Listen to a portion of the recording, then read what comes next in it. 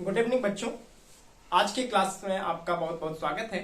आज की क्लास में हम लोग पढ़ेंगे गॉस थ्योरम, साथ ही साथ हम गॉस थ्योरम के एप्लीकेशंस के बारे में पढ़ेंगे और साथ ही साथ हम पढ़ेंगे चार्ज डिस्ट्रीब्यूशन के बारे में। चार्ज डिस्ट्रीब्यूशन कितने टाइप्स का होता है। इसके पहले की वीडियो में हम लोगों ने पढ़ा था चार्ज के बारे में, चार्ज क्या होता है, कितने टाइप्स के होते हैं, उसको डिस्कवर किसने किया था। साथ ही साथ हम लोगों ने पढ़ा था क्वांटाइजेशन ऑफ चार्ज के बारे में, कुलाम्स लॉ के बारे में। कुलाम्स लॉ के बारे में हम लोगों ने पढ़ा था कि दो अगर स्टैटिक चार्ज हो, एक दूसरे से कुछ डिस्टेंस पर सेपरेट हो, तो उनके बीच जो फोर्स ऑफ अट्रैक्शन या रिपल्सन यानी इलेक्ट्रोस्टैटिक फोर्स जो लगेगा वो कितना अमाउंट का लगेगा, कितना लगेगा, उसके लिए कुलाम ने एक फार्मूला डेवलप किया था जिसको कुलाम्स लॉ के नाम से हम लोगों ने पढ़ा था। अगर आपने हमारा ये वीडियो नहीं देखा है तो जाकर के मेरे चैनल पर प्लेलिस्ट में इसका वीडियो अपलोड हो गया है, आप देख सकते हैं, देन आगे आप कंटिन्यू कर सकते हैं। साथ ही साथ हम लोगों ने पढ़ा था इलेक्ट्रिक फील्ड के बारे में, इलेक्ट्रिक फील्ड लाइंस के बारे में, इलेक्ट्रिक फील्ड लाइंस की प्रॉपर्टी पढ़ा था। उसमें हम लोगों ने पढ़ा था कि दो इलेक्ट्रिक फील्ड लाइंस कभी इंटरसेक्ट नहीं करती, तो क्यों नहीं करती, इसका भी रीजन हम लोगों ने पढ़ा था। वहां पे रीजन क्या था, कारण क्या था कि क्यों इंटरसेक्ट नहीं करती, और अगर करती है तो क्या होता है। ये सारी बातें हम लोगों ने पिछले लेक्चर में कर लिया है। आज की क्लास स्टार्ट करने से पहले इसमें हम लोगों ने पढ़ा था इलेक्ट्रिक डायपोल के बारे में, इलेक्ट्रिक डायपोल मोमेंट के बारे में, और साथ ही साथ हम लोगों ने इलेक्ट्रिक डायपोल के थ्रू किसी पॉइंट पर, एक्सियल और इक्वेटोरियल पॉइंट पर इलेक्ट्रिक फील्ड की वैल्यू कितनी होगी, इसको भी हम लोगों ने कैलकुलेट करके देखा था। फिर हम लोगों ने पढ़ा था मोमेंट ऑफ कपल, जिसको हम लोगों ने टॉर्क के नाम से कहा था, टॉर्क के नाम से जाना था कि जब भी कोई एक इलेक्ट्रिक डायपोल जो है यूनिफॉर्म इलेक्ट्रिक फील्ड में रखा जाएगा, यूनिफॉर्म इलेक्ट्रिक फील्ड में रखने पर उस पर एक कपल फोर्स लग जाता है जो उसको टर्न करा करके इलेक्ट्रिक फील्ड के पैरेलल अलाइन करने की कोशिश करता है। उसी टर्निंग फोर्स को, उसी कपल फोर्स को हम लोगों ने मोमेंट ऑफ टॉर्क के नाम से पढ़ा था, जिसको हम लोगों ने टाउ कहा था और जिसका फार्मूला हम लोगों ने tau equal to PE sine theta derive किया था, है ना। आज की क्लास में हम स्टार्ट करने वाले हैं गॉस थ्योरम। गॉस थ्योरम में सबसे पहले हमें जानना होगा कि इलेक्ट्रिक फ्लक्स क्या होता है, इलेक्ट्रिक फ्लक्स होता क्या है, ये किसका नंबर होता है, इसका डायमेंशन क्या होता है, इसका फार्मूला क्या होता है, ये स्केलर होता है या वेक्टर होता है, ये सारी बात हम लोग सबसे पहले करेंगे। देन हम लोग पढ़ेंगे गॉस थ्योरम। गॉस थ्योरम के बाद तुरंत हम लोग पढ़ेंगे चार्ज डिस्ट्रीब्यूशन। चार्ज डिस्ट्रीब्यूशन में भी हम लोग पढ़ेंगे कि दो तरह के चार्ज डिस्ट्रीब्यूशन होते हैं। देन हम लोग पढ़ेंगे एप्लीकेशंस ऑफ गॉस थ्योरम। तो चलिए वीडियो को ज्यादा लंबा ना करते हुए हम लोग वीडियो को स्टार्ट करते हैं, पढ़ना शुरू करते हैं। सबसे पहला टॉपिक हमारा जो होगा इलेक्ट्रिक फ्लक्स होगा। हमने सबसे पहले ऊपर लिखा है गॉस थ्योरम या Gauss law and its application, यानी इस पे हम इस चैप्टर में, इस वीडियो में, इस लेक्चर में हम लोग ज्यादा से ज्यादा फोकस करेंगे गॉस थ्योरम पर, और देन हम लोग एप्लीकेशन ऑफ गॉस थ्योरम पर ज्यादा फोकस करेंगे। लेकिन गॉस थ्योरम को पढ़ने के लिए हमें इलेक्ट्रिक फ्लक्स के बारे में पता होना चाहिए, साथ ही साथ कंटिन्यूअस चार्ज और डिस्क्रीट चार्ज डिस्ट्रीब्यूशन के बारे में पता होगा, तभी हम लोग गॉस थ्योरम का एप्लीकेशन करके, गॉस थ्योरम का यूज करके हम इलेक्ट्रिक फील्ड की वैल्यू आराम से कैलकुलेट करके बता सकते हैं। चलिए तो स्टार्ट करते हैं गॉस थ्योरम के इलेक्ट्रिक फ्लक्स के बारे में। इलेक्ट्रिक फ्लक्स जो होता है वो नंबर होता है। अब किसका नंबर होता है, मन में तरह तरह की बातें क्रिएट हो जाती हैं। तो इलेक्ट्रिक फील्ड की बात करें, इलेक्ट्रिक फ्लक्स की बात करें, तो इलेक्ट्रिक फ्लक्स जो होता है number of electric field lines होता है। इलेक्ट्रिक फील्ड लाइंस के बारे में हम लोगों ने पढ़ा था कि electric field lines are the imaginary curve lines on which at any point the tangent drawn gives the direction of electric field at that point. Electric field की हम लोगों ने डेफिनेशन पढ़ी थी। लेकिन इलेक्ट्रिक फील्ड हुआ था तो इलेक्ट्रिक फील्ड लाइंस का नंबर भी होगा। हो सकता है कि वन लाइन क्रिएट कर हो रहा हो, 2 3 4 5 10 20 50 100 200 500 900 1000, उससे भी ज्यादा हो सकता है ना। इसका मतलब ये हो गया कि हम लोगों को जो नंबर होगा, जो इलेक्ट्रिक फील्ड लाइंस का नंबर होगा, उसी नंबर ऑफ लाइन को हम क्या कहेंगे, इलेक्ट्रिक फ्लक्स के नाम से जानेंगे, है ना। तो चलिए स्टार्ट करते हैं। अगर कहा जाए कि ये प्लस क्यू चार्ज है, ये प्लस क्यू चार्ज है, तो कंफर्म है कि इसके अंदर से इलेक्ट्रिक फील्ड लाइंस बाहर की तरफ निकलेंगे। अब कितनी लाइंस निकलेंगी ये हमको नहीं पता है, तो इसी का नंबर ऑफ लाइंस कैलकुलेट करने के लिए कि ये प्लस क्यू से कितनी नंबर ऑफ लाइंस प्रोड्यूस हो रही हैं, इनको कैलकुलेट करने के लिए एक टेक्निक बताया गया और इन्हीं नंबर को हम लोग कहते हैं इलेक्ट्रिक फ्लक्स। जितने नंबर ऑफ लाइंस इसमें प्रोड्यूस हुई हैं, तो इसमें क्या देख रहे हैं 3 इधर 3 6 और 2 8, इसमें तो केवल 8 लाइंस प्रोड्यूस हुई हैं, लेकिन 8 से भी ज्यादा हो सकती हैं, 8 से भी कम हो सकती हैं। इस वजह से हम बात करेंगे इसको इतने पर नहीं, इसको और ब्रीफली डिफाइन करेंगे, है ना। तो हमने पहले ही इलेक्ट्रिक फ्लक्स लिखा है, इलेक्ट्रिक फ्लक्स का डिफिनेशन हमने लिखा है the number of electric field lines, आप देखते रहिएगा, the number of electric field lines passes through any bounded region is called as electric flux, है ना। यहां हमने लिखा है the number of electric field lines passes through any bounded region is called as electric flux and denoted by phi। किससे denote करते हैं? Phi से डिनोट करते हैं। फाई कैसे बनता है? 0 लिख करके 20 से ऐसे कट कर देते हैं, तो इसी को हम क्या कहते हैं? फाई पढ़ते हैं। क्या पढ़ते हैं? फाई, फाई, है ना। इसको हम लोग क्या पढ़ते हैं? फाई पढ़ते हैं, है ना।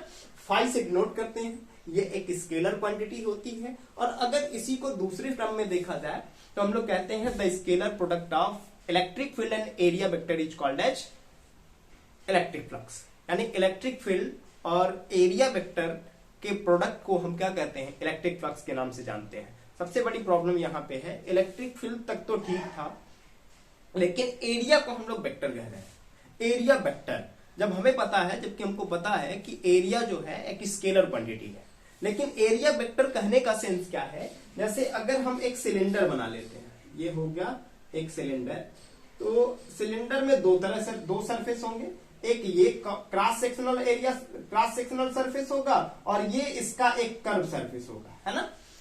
सिलेंडर आप लोगों ने देखा भी होगा, देखा भी है, यही होता है सिलेंडर। इस सिलेंडर में देखें, या फिर अगर हम कहें एक सिलेंडर की बात, तो जैसे हम इस बॉटल को एज ए सिलेंडर ट्रीट कर सकते हैं, है ना। ऊपर से यहां से कट कर दिया जाए, इतना हटा दिया जाए, तो ये एक क्या है? सिलेंडर है। तो सिलेंडर में क्या है? एक नीचे का सरफेस बना है, इसी तरह का ऊपर भी सरफेस होगा, और ये एक कर्व सरफेस बना है ना। यानी कि दो इसमें क्रॉस सेक्शनल सरफेस है, दो एंड सरफेस है, और ये एक इसमें कर्व सरफेस है कि नहीं है। तो इसका मतलब ये हो गया कि यहां पर जो हम लोग बात करने वाले हैं कि दो सरफेसेस जब हैं, एक यहां पर एक क्रॉस सेक्शनल सरफेस है और ये एक कर्व सरफेस है, ये एक कर्व सरफेस है। तो अगर हम कहें कि यहां पर ये जो है इससे ऊपर की तरफ 90 डिग्री पर एक डायरेक्शन लेते हैं, 90 की तरफ, ये क्या है? एक छोटा सा कंपोनेंट है इस क्रॉस सेक्शन का, क्रॉस सेक्शनल एरिया का एक छोटा सा कंपोनेंट है, जिसका एरिया हम कह रहे हैं डीए है, और इसके परपेंडिकुलर डायरेक्शन में जब हमने इसको ड्रा कर दिया तो इसकी डायरेक्शन फिक्स हो गई ना, परपेंडिकुलर टू द सरफेस। तो इसका मतलब अब इस सरफेस को हम क्या कहेंगे? एरिया वेक्टर कहेंगे। है एक्चुअल में एरिया ही है, बट इसकी डायरेक्शन फिक्स हो गई कि परपेंडिकुलर होगा इस सरफेस के, तो हम इस वजह से इसका नाम दे देंगे एरिया वेक्टर, है ना। तो दूसरा हम लोगों ने डिफिनेशन क्या लिया है? दूसरा डिफिनेशन हम लोगों ने लिखा है यहां पर the scalar product of, scalar product को हम लोगों ने 11th में डॉट प्रोडक्ट के नाम से कहा था, है ना। हम लोगों ने दो तरह का प्रोडक्ट उसमें पढ़ा था 11th क्लास में, A vector dot B vector and A vector cross B vector. ये हम लोगों ने 11th क्लास में वेक्टर एनालिसिस वाले चैप्टर में हम लोगों ने पढ़ा था। तो A vector dot B vector और A vector cross B vector, हम लोगों ने दो चीजें पढ़ा था। A vector dot B vector अगर देखा जाए तो it is called as scalar product. कौन सा? Scalar product. And this is called as vector product. कौन सा प्रोडक्ट? वेक्टर प्रोडक्ट, है ना। इसको हम वेक्टर प्रोडक्ट कहते हैं और इसको हम क्या कहते हैं? स्केलर प्रोडक्ट कहते हैं। स्केलर प्रोडक्ट का मतलब होता है कि जब भी किसी दो वेक्टर का जब मल्टीप्लाई करते हैं तो ओवरऑल जो आंसर आता है, उसका जो रिजल्ट आता है, वो हमेशा एक स्केलर क्वांटिटी आती है। इस वजह से हम इसका नाम स्केलर प्रोडक्ट रखते हैं। और इसमें क्या होता है, जब दो वेक्टर का वेक्टर प्रोडक्ट करते हैं तो इसका जो रिजल्ट आता है, जो इसका फाइनल आंसर आता है, वो हमें एक स्केलर क्वांटिटी ना मिलकर के बल्कि एक वेक्टर क्वांटिटी मिलती है। इस वजह से हम इस प्रोडक्ट को वेक्टर प्रोडक्ट के नाम से जानते हैं। लेकिन हमें यहाँ यूज करना है इस प्रोडक्ट को, स्केलर प्रोडक्ट को। तो हम लोगों ने लिखा है the scalar product of E vector. E vector का मतलब है इलेक्ट्रिक फील्ड वेक्टर, है ना। इलेक्ट्रिक फील्ड वेक्टर नहीं कहेंगे, केवल इलेक्ट्रिक फील्ड कहेंगे। And area vector DA vector. Area vector को डीए वेक्टर से डिनोट कर रहे हैं। DA vector is called as electric flux. ठीक है, इन दोनों के प्रोडक्ट, स्केलर प्रोडक्ट को ही हम क्या कहते हैं? इलेक्ट्रिक फ्लक्स के नाम से जानते हैं। और गिवन बाय क्या लिखा हमने? Phi E equal to overall surface E vector dot DA vector. है ना। अब जब हम यहां से डॉट हटाएंगे तो हम लोगों ने स्केलर प्रोडक्ट में पढ़ा था क्या होता है, E vector dot A vector dot B vector की जो वैल्यू हो जाती है हम लोगों की, A vector dot B vector की जो वैल्यू होती है क्या होती है, ए बी कॉस थीटा हो जाती है ना। डॉट प्रोडक्ट में कॉस थीटा आ जाता है, स्केलर प्रोडक्ट में कॉस थीटा आता है और वेक्टर प्रोडक्ट में साइन थीटा आता है। उसकी बात हम लोग 11th क्लास में किए थे। तो देखते हैं यहां पर भी आखिर कैसे कैसे हुआ है। तो यहां पर भी ई वेक्टर को हम ए वेक्टर लेट कर लेते हैं, इसको बी वेक्टर, तो क्या हो गया ए बी कॉस थीटा। और ई जो होगा किसी भी चार्ज का जो इलेक्ट्रिक फील्ड होगा, किसी भी चार्ज के थ्रू, कांस्टेंट चार्ज के थ्रू जो इलेक्ट्रिक फील्ड प्रोड्यूस हुआ होगा वो भी क्या होगा, एक फिक्स वैल्यू होगी, एक कांस्टेंट वैल्यू होगी। इस वजह से हमने ई कॉस थीटा को बाहर निकाल लिया और डी को अंदर ही छोड़ दिया। अब कहा जाए कि यहाँ थीटा क्या है, थीटा तो कहीं हम लोगों ने इसमें यूज नहीं किया था, लेकिन आखिर थीटा कहां से आ गया, तो थीटा को कहते हैं angle between E vector and D vector. Electric field और एरिया वेक्टर के बीच का जो एंगल है उसी को क्या कहते हैं हम लोग, थीटा कहते हैं। ठीक है, फिर हम लोगों ने देखा जब डी ए अगर कोई एक सरफेस होगा, ऐसे मान लेते हैं एक सरफेस, जब इसका एक छोटा सा कंपोनेंट यहां ले रहे हैं, इसका एरिया कितना है, डी ए वेक्टर है। अगर ओवरऑल पूरे सरफेस का अगर एरिया हम लोग निकालते हैं, पूरे सरफेस का एरिया निकाला जाए तो एरिया हम लोग कितना लेट कर सकते हैं, ए लेट कर सकते हैं। हाँ, तो हम लोग यहाँ पे सरफेस इंटीग्रेशन जब किए हैं डीए वेक्टर का, डीए का, तो क्या आ गया हम लोगों का, केवल एरिया आ गया। वही हम लोगों ने यहाँ पे लिख दिया, इसको हटा करके ई ए कॉस थीटा। क्लियर है। अब फिर समझते हैं एक चीज और यहीं पे, अगर कहा जाए कि इसमें स्पेशल केसेस क्या क्या हो सकते हैं इसमें कुछ स्पेशल केसेस भी होंगे, तो पढ़ लेते हैं। स्पेशल केसेस है ना। फर्स्ट में क्या हो सकता है, अगर कहा जाए if theta equal to 0 degree, theta equal to 0 degree कहने का ये मतलब है कि E vector and DA vector, E vector और डीए वेक्टर जो है are parallel to each other. क्या है, इलेक्ट्रिक फील्ड और एरिया वेक्टर जो है वो दोनों एक दूसरे के पैरेलल हैं। तो इस कंडीशन में जैसे ही हम यहाँ पे थीटा की वैल्यू 0 रखेंगे तो फाई ई की वैल्यू जो मिल जाएगा वो मैक्सिमम, मैक्सिमम इसलिए कहने का सेंस है क्योंकि कॉस में 0 की वैल्यू क्या होती है, मैक्सिमम होती है, +1 होती है। इस वजह से हमें फाई ई मैक्स की वैल्यू मिल जाएगा ई ए, और कॉस 0 रखेंगे तो कॉस 0 की वैल्यू 1 हो जाएगा। इस वजह से हम उसको डायरेक्ट यहां से रिमूव कर ले रहे हैं। क्लियर है। इसी में सेकेंड केस अगर देखा जाए, अगर कहा जाए if theta equal to 90 degree, 90 degree का मतलब क्या है, अब 90 डिग्री का मतलब जो है E vector perpendicular to DA vector. Electric field और एरिया वेक्टर जो है एक दूसरे के नॉर्मल पर है, परपेंडिकुलर पर है। तो इस कंडीशन में हमें मिलेगा कॉस 90 की वैल्यू 0। इसका मतलब ये हुआ कि यहां जैसे ही कॉस थीटा की जगह पे कॉस 90 रख करके 0 वैल्यू पुट करेंगे तो हमें फाई ई की जो वैल्यू मिल जाएगा, ओवरऑल फाई ई की जो वैल्यू मिलेगा वो मिनिमम मिल जाएगा। कितना मिल जाएगा, मिनिमम 0 मिल जाएगा। कितना मिल जाएगा, 0 मिल जाएगा। तो ये क्या है हम लोगों का, ये जो है इलेक्ट्रिक फ्लक्स के लिए दो स्पेशल केसेस हैं कि जब इलेक्ट्रिक फील्ड और एरिया वेक्टर दोनों एक दूसरे के पैरेलल होंगे तो उस कंडीशन में उस रीजन से, उस सरफेस से maximum number of lines pass होंगी। कौन सी लाइन पास होंगी, maximum number of electric field lines pass होंगी। और जैसे ही इलेक्ट्रिक फील्ड और एरिया वेक्टर एक दूसरे के परपेंडिकुलर हो जाएंगे, तुरंत ही जो number of electric field lines pass हो रही थी उनका नंबर कितना हो जाएगा, 0 होगा। यानी उस कंडीशन में उस सरफेस से, उस रीजन से कोई भी इलेक्ट्रिक फील्ड लाइंस पास नहीं करेंगे। क्लियर है। नेक्स्ट टॉपिक हम लोगों का है गॉस थ्योरम। आई थिंक कि आपको ये समझ, एक चीज और अभी भुला हुआ है इसमें, अगर हम इसके यूनिट की बात करें, अगर हम इसके यूनिट की बात करें, साथ ही साथ डायमेंशन की भी बात करें, तो यहां लिख लेते हैं। अगर देखें तो ई का जो यूनिट होता है, तो यूनिट ऑफ इलेक्ट्रिक फ्लक्स है ना, इलेक्ट्रिक फ्लक्स का यूनिट क्या होगा, है ना। इलेक्ट्रिक फ्लक्स का यूनिट अगर देखें तो इस फार्मूले के हेल्प से ही हम आसानी से कैलकुलेट करके बता सकते हैं। क्या हो जाएगा हम लोगों का, ई का अगर देखें तो न्यूटन पर कूलाम होता है, और इसका क्या होता है इनटू मीटर स्क्वायर, तो न्यूटन पर कूलाम इनटू मीटर स्क्वायर, यानी क्या हो गया न्यूटन मीटर स्क्वायर पर कूलाम। और इसके डायमेंशन की अगर बात करें, फाई ई के डायमेंशन की अगर बात करें, तो न्यूटन का हो जाएगा हम लोगों का ml_t-2 और मीटर स्क्वायर का हो जाएगा L2, और इसका C मतलब कूलाम। कूलाम क्या है, कूलाम को अगर देखा जाए तो Q=IT होता है, तो इसका डायमेंशन हो जाएगा हमारा 80। तो फाई ई का ओवरऑल हम लोगों को जो डायमेंशन मिल जाएगा वो क्या मिल जाएगा, ml3T-3A-1। This is the dimension of electric flux and this is the unit of electric flux. Clear है, ये चीज अभी छूट ही रहा था, इस वजह से जैसे ही दिमाग में आया तुरंत हमने आपको बता दिया, है ना। कैलकुलेट करके भी बता दिया, आप एग्जाम में चाहे तो इतना लिख भी सकते हैं और नहीं भी लिख सकते हैं, है ना। डायरेक्ट आप ये लाइन लिखेंगे and its SI unit is newton metre square per coulomb and dimension is ml3T-3A-1। Clear है, आई थिंक कि आपको ये समझ में आ भी रहा होगा। नेक्स्ट टॉपिक हमारा होगा गॉस थ्योरम, जिसका हमें कभी से बेसब्री से इंतजार था, है ना, जिसका हम लोग कई बार नाम तो सुन रहे थे, कभी से नाम सुन रहे थे, बट उसके बारे में अभी तक पढ़ नहीं रहे थे, है ना।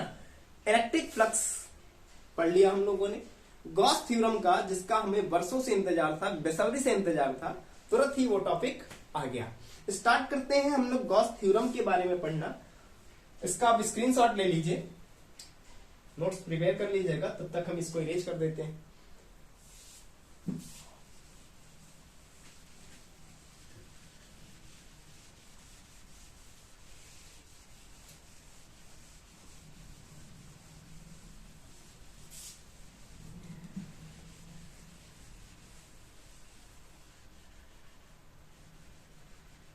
चलिए स्टार्ट करते हैं पढ़ना गॉस थ्योरम के बारे में। आखिर गॉस थ्योरम होता क्या है? गॉस थ्योरम या गॉस लॉ के नाम से भी जानते हैं, गॉस लॉ के नाम से भी जानते हैं, है ना। गॉस लॉ जो है इलेक्ट्रिक फ्लक्स की ही तरह है। इलेक्ट्रिक फ्लक्स के लिए हम लोगों ने पढ़ा था number of electric field lines.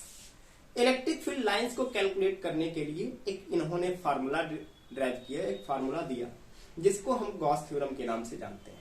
हम उस थ्योरम को यूज करके, उस फार्मूले को यूज करके किसी भी बाउंडेड सरफेस से कितनी इलेक्ट्रिक फील्ड लाइंस पास होंगी उसका नंबर आसानी से कैलकुलेट करके बता सकते हैं, चाहे हमें उसका एरिया पता हो, चाहे हमें उसका एरिया नहीं पता हो। दोनों ही कंडीशन में हम उसके थ्रू कितना इलेक्ट्रिक फील्ड लाइंस पास होंगी उसको आसानी से कैलकुलेट करके बता सकते हैं। इसका मतलब ये हुआ कि गॉस ने भी इलेक्ट्रिक फील्ड लाइंस की नंबर को कैलकुलेट करने के लिए एक फार्मूला ड्राइव कर दिया, एक फार्मूला डेवलप कर दिया, जिसका नाम उन्होंने अपने नाम पर ही रख दिया गॉस थ्योरम, है ना। तो लिखते हैं इसका मतलब क्या होता है। इन्होंने क्या बताया, अकॉर्डिंग टू गॉस थ्योरम या गॉस लॉ भी लिख सकते हैं, है ना। गॉस थ्योरम फिर क्या, अकॉर्डिंग टू जैसे ही आता है तुरंत कॉमा और इन्वर्टेड कॉमा स्टार्ट हो जाता है ना। The number of electric field lines passes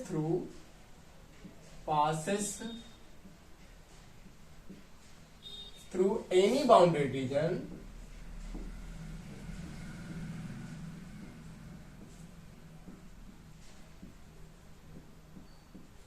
is 1 by epsilon naught times of the total charge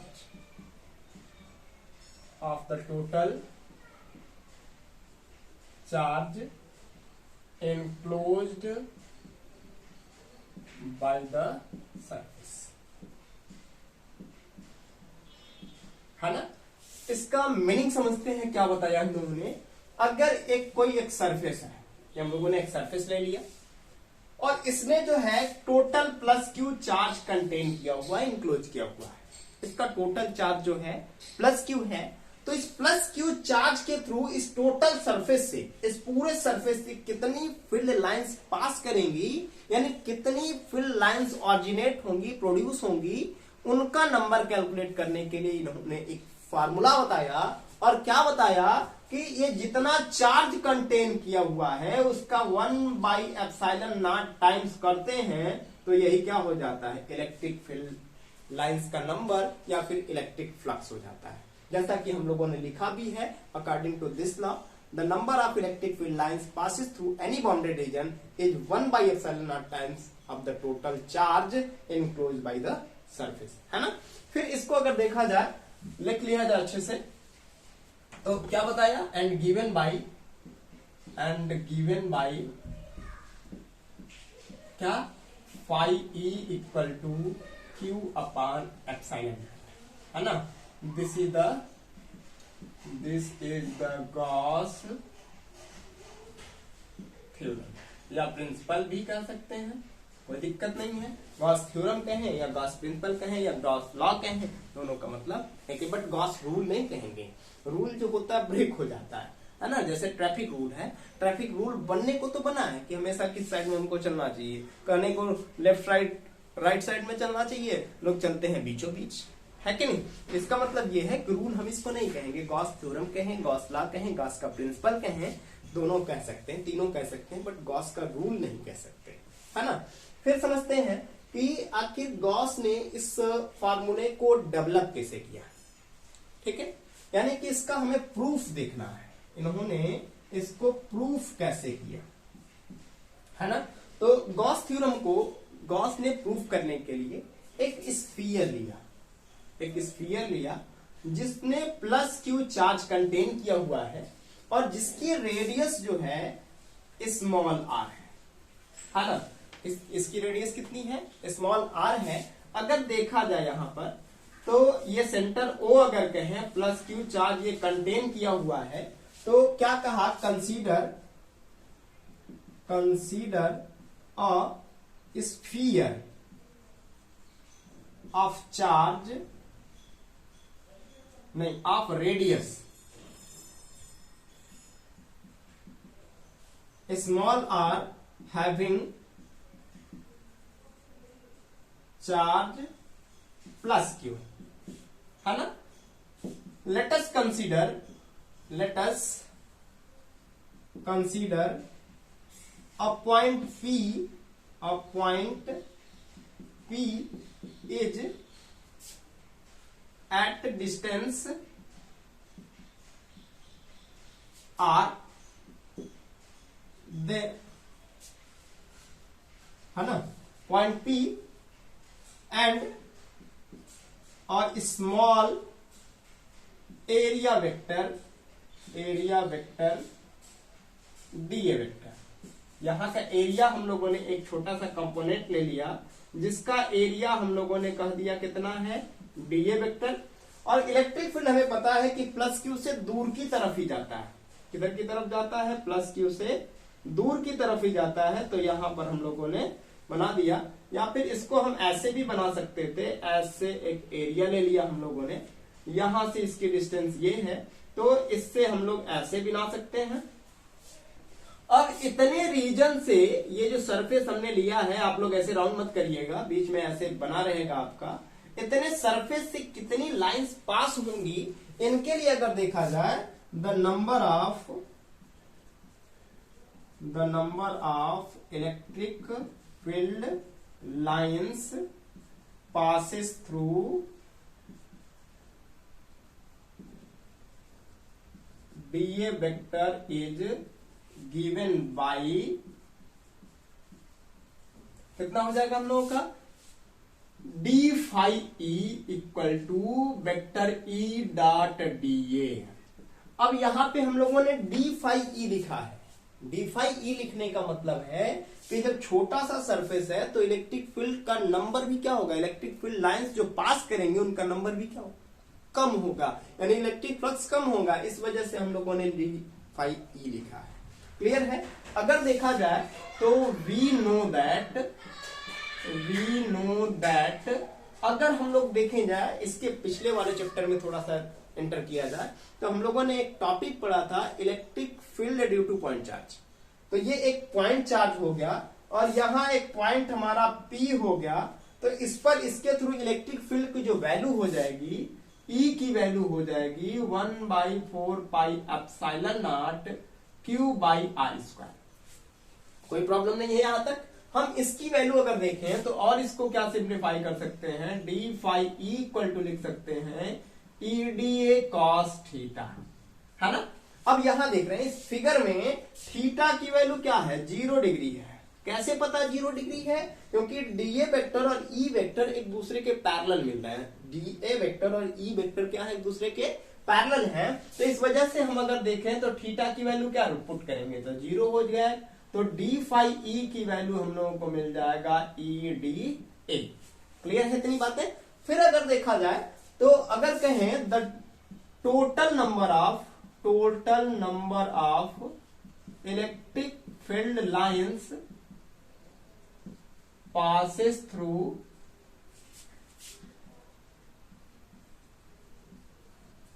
the whole surface, किससे, होल सरफेस,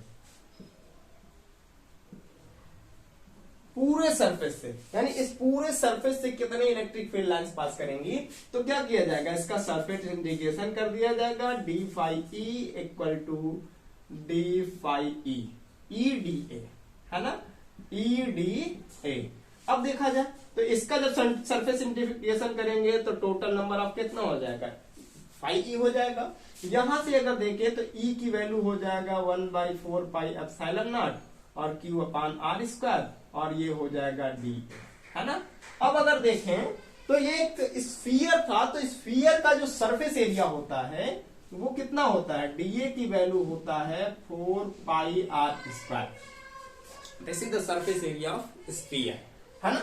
यहां पर ये वैल्यू पुट कर देंगे तो क्या मिल जाएगा हम लोगों का, phi equal to 1/4 pi epsilon naught Q by R square into 4 pi R square, है ना। R स्क्वायर से यहां कैंसिल और 4 पाई से यहां से 4 पाई कैंसिल, तो फाई E की जो वैल्यू हमें ओवरऑल मिल गया वो क्या मिल गया, Q upon epsilon naught. This is the Gauss theorem. यही क्या है हम लोगों का, गॉस थ्योरम है। इसका स्क्रीनशॉट आप ले सकते हैं नोट्स में लिखने के लिए। एक बार आप इसका स्क्रीनशॉट ले लीजिए जल्दी से, ठीक है। चलिए, आई थिंक कि आप लोगों ने स्क्रीनशॉट ले लिया होगा। तो फिर देखते हैं गॉस थ्योरम। अभी हम लोगों ने पढ़ा, बड़ा ही मजेदार टॉपिक था जिसका बेसब्री से इंतजार था। एक और इसमें छूटा हुआ है हम लोग का एप्लीकेशन, छूटा हुआ है गॉस थ्योरम का, जो कभी से देखते हुए आ रहा है। बेसब्री से हम जिसका इंतजार कर रहे हैं वो कभी से छूटता जा रहा है। चलिए, तो धीरे धीरे 1 बाय 1 करके हम इसको पढ़ते चलेंगे। अभी हम लोगों ने गॉस थ्योरम पढ़ा, गॉस थ्योरम का एप्लीकेशन भी बहुत जल्दी आ जाएगा, है ना। उसके पहले हम पढ़ लेंगे चार्ज डिस्ट्रीब्यूशन। थोड़ा सा पेशेंस बना के रखिएगा, वीडियो को लास्ट तक देखिएगा तभी समझ में आएगा, है ना। और अगर हमारे चैनल पर नए होंगे तो सब्सक्राइब करना मत भूलिएगा, साथ ही साथ अपने दोस्तों के साथ शेयर भी करिएगा, है ना। फिर क्या है, हम लोगों को पढ़ना है चार्ज डिस्ट्रीब्यूशन, है ना। तो चार्ज डिस्ट्रीब्यूशन की बात करें तो डिस्ट्रीब्यूशन का सेंस अगर देखा जाए तो आप लोग समझ रहे हैं कि चार्ज डिस्ट्रीब्यूशन का मतलब ये हुआ कि चार्ज को हमें क्या करना है, डिस्ट्रीब्यूट करना है। अब डिस्ट्रीब्यूट करने के लिए आखिर कौन कौन सी टेक्निक होगी, जैसे भंडारे में प्रसाद वितरण होता है या फिर मंदिर में प्रसाद वितरण होता है, डिस्ट्रीब्यूट होता है, उसी तरह से हम लोगों को चार्ज को भी डिस्ट्रीब्यूट करना है ना। और चार्ज को अगर डिस्ट्रीब्यूट करना है तो उसके लिए कितने टेक्निक्स होंगे, कितने तरह से किया जाएगा, क्या एक ही मेथड से चार्ज को डिस्ट्रीब्यूट कर सकते हैं या एक से ज्यादा मेथड होगा चार्ज डिस्ट्रीब्यूट करने का, ये सारी बातें हम लोग धीरे धीरे करके क्लियर करते चलेंगे, है ना। तो अगर देखें, हेडिंग लिख लेते हैं हम लोग, charge distribution.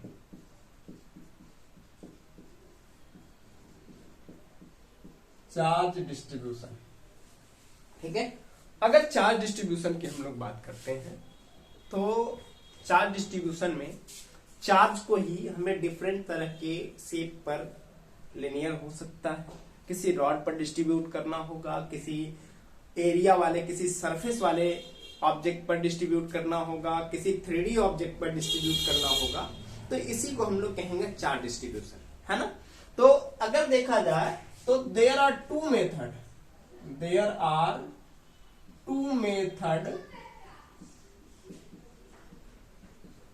For distribution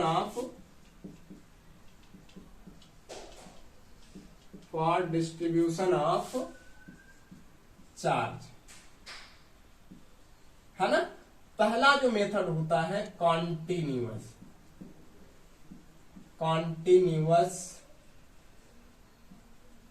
charge distribution,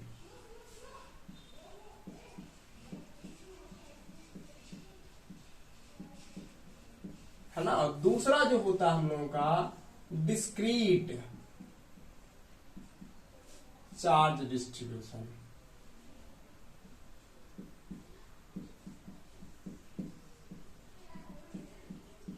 अब समझते हैं कि आखिर कॉन्टिन्यूअस चार्ज डिस्ट्रीब्यूशन क्या होता है और डिस्क्रीट चार्ज डिस्ट्रीब्यूशन होता क्या है।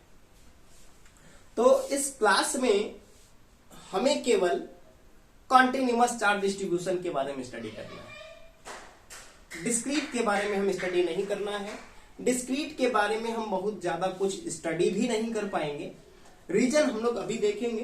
कॉन्टिन्यूअस चार्ज डिस्ट्रीब्यूशन में क्या होता है कि जैसे एक अगर हम लोग एक कोई ऑब्जेक्ट ले लेते हैं, इसमें जो चार्ज होंगे, ये हम जो राउंड बना रहे हैं ये चार्ज है, ये चार्ज का डिस्ट्रीब्यूशन है। पहला चीज कि ये सीक्वेंस में है, और दूसरी चीज इनके बीच का जो सेपरेशन डिस्टेंस है, सेपरेशन डिस्टेंस जो है वो बहुत ही ज्यादा लेस है, यानी कि इनके बीच की जो गैपिंग है वो बहुत ज्यादा कम है। तो इस तरह के चार्ज डिस्ट्रीब्यूशन को कॉन्टिन्यूअस चार्ज डिस्ट्रीब्यूशन कहते हैं। यानी कि अगर किसी भी सरफेस पर चार्ज जो है वो सीक्वेंस में भी हो और साथ ही साथ उनके बीच की गैपिंग कम हो, उनके बीच का डिस्टेंस बहुत ही ज्यादा कम हो, तो इस तरह के चार्ज डिस्ट्रीब्यूशन को हम कॉन्टिन्यूअस चार्ज डिस्ट्रीब्यूशन के नाम से जानते हैं। उसी तरह से डिस्क्रीट में क्या होता है, एक सरफेस ले लिया हमने, इसमें क्या होगा, चार्ज जो है सीक्वेंस में हो भी सकते हैं, नहीं भी हो सकते हैं, लेकिन इनके बीच का ये जो गैपिंग है वो बहुत ज्यादा क्या है, ज्यादा है। सीक्वेंस में हो भी सकते हैं या सीक्वेंस में ये चाहे तो नहीं भी हो सकते हैं, है ना। इनके बीच का ये डिस्टेंस जो होगा ये क्या होगा, बहुत ज्यादा होगा। तो इस तरह के चार्ज डिस्ट्रीब्यूशन को हम क्या बोलते हैं, डिस्क्रीट चार्ज डिस्ट्रीब्यूशन के नाम से जानते हैं। तो दोनों में डिफरेंस क्या है, गैपिंग का।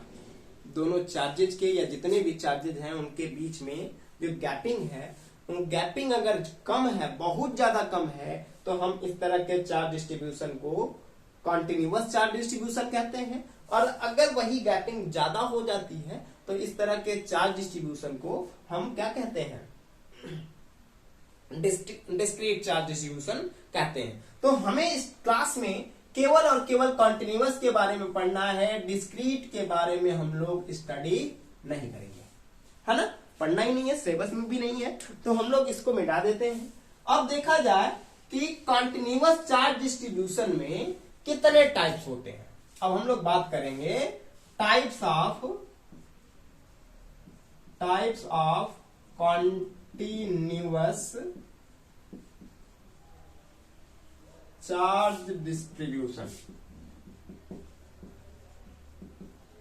है ना। कितने टाइप्स के होंगे कॉन्टिन्यूअस चार्ज डिस्ट्रीब्यूशन। तो कहते हैं there are three types of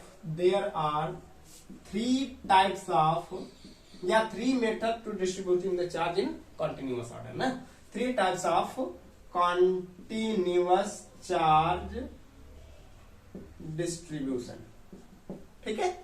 पहला क्या होता है हम लोगों का, linear charge distribution, linear charge distribution. Second जो होता है वो होता है हम लोगों का सरफेस चार्ज डिस्ट्रीब्यूशन। थर्ड जो हमारा है वो है वॉल्यूम चार्ज डिस्ट्रीब्यूशन।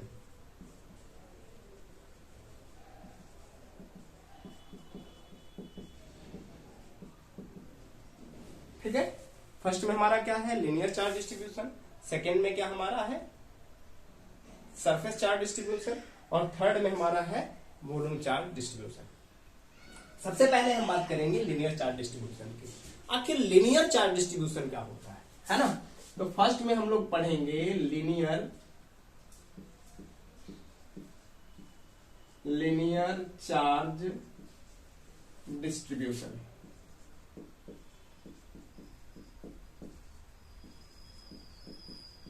है ना, लीनियर चार्ज डिस्ट्रीब्यूशन बहुत ही इंपॉर्टेंट टॉपिक है क्लास 12 के लिए। हो सकता है कि लीनियर चार्ज डिस्ट्रीब्यूशन या कॉन्टिन्यूअस चार्ज डिस्ट्रीब्यूशन ही डिफाइन करने को आ जाए 2 नंबर में, या फिर इसका यूज करके हम एप्लीकेशन जो गॉस थ्योरम का पढ़ेंगे उसमें भी हम इसका यूज करते हैं। इस दृष्टि से, इस व्यू से ये बहुत ही ज्यादा इंपॉर्टेंट टॉपिक है, तो इस पे हम थोड़ा सा फोकस करके पढ़ेंगे। लीनियर चार्ज डिस्ट्रीब्यूशन में क्या कहते हैं कि अगर एक रॉड लिया जाए, ये हम लोगों ने क्या लिया, एक रॉड लिया जिसकी लेंथ है कितना, एल लेंथ का एक रॉड है जिस पर जो है प्लस क्यू चार्ज जो है यूनिफॉर्मली डिस्ट्रीब्यूटेड है। यूनिफॉर्मली कहने का सेंस है कि पर यूनिट लेंथ जो है चार्ज का नंबर सेम है, ऐसा नहीं कि कहीं ज्यादा है कहीं कम है, कहीं ज्यादा है फिर कहीं कम है। यूनिफॉर्मली डिस्ट्रीब्यूटेड है, ना कहीं उनके बीच की गैपिंग ज्यादा है, ना कहीं उनके बीच की गैपिंग कम है, और ना कहीं ज्यादा अमाउंट में है और ना ही कम अमाउंट में रखे हैं। तो इसका मतलब इस तरह के चार्ज डिस्ट्रीब्यूशन को हम लोग यूनिफॉर्मली चार्ज डिस्ट्रीब्यूशन भी कहते हैं, लेकिन ये लिनियरली है, ये रॉड के अलोंग डिस्ट्रीब्यूट है। तो क्या कहेंगे, if the charges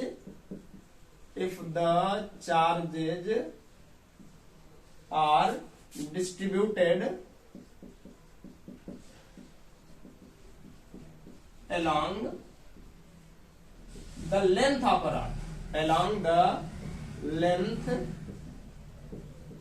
of a rod, then this type of charge distribution, this type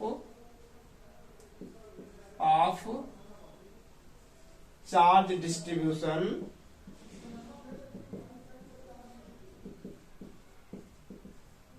is called as linear charge distribution. है ना। अब इसी में एक टॉपिक आता है लीनियर चार्ज डिस्ट्रीब्यूशन में ही linear charge density. Linear charge density, इसी का हम लोग यूज करते हैं गॉस थ्योरम में। गॉस थ्योरम में इसी का यूज करके और एक टॉपिक हम लोग पढ़ेंगे। तो क्या कहते हैं, the number of charges per unit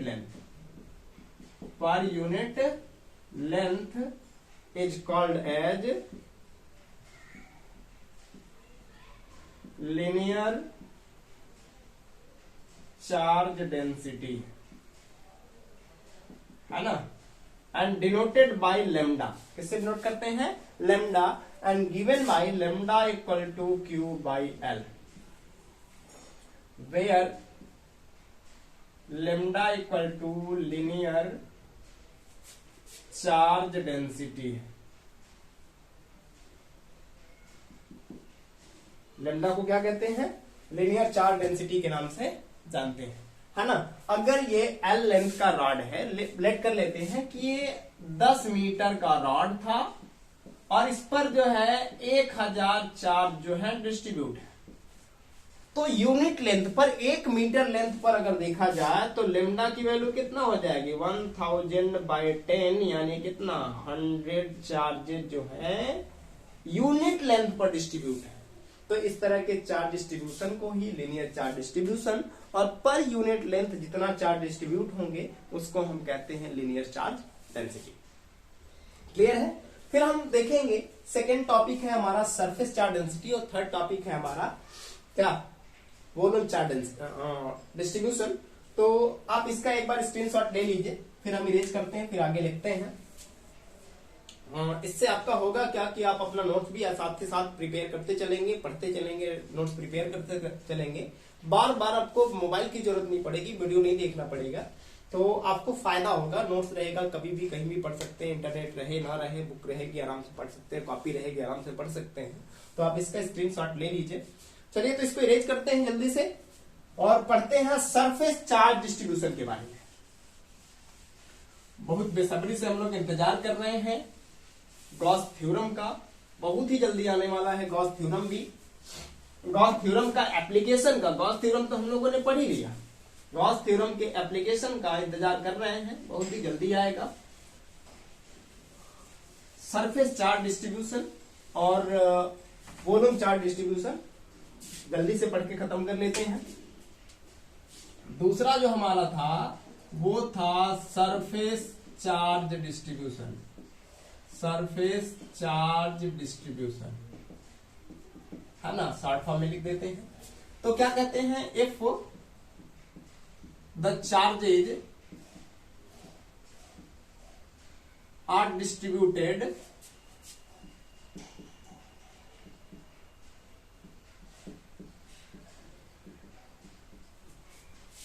on a surface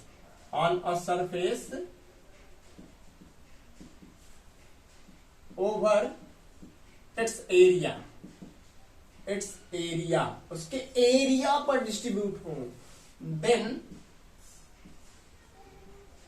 this type of charge distribution is called as surface charge distribution,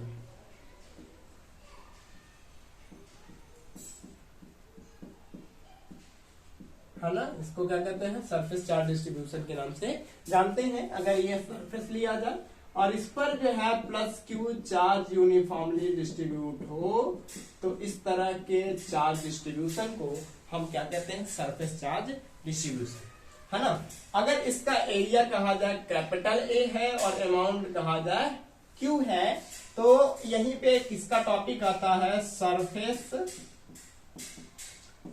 charge density,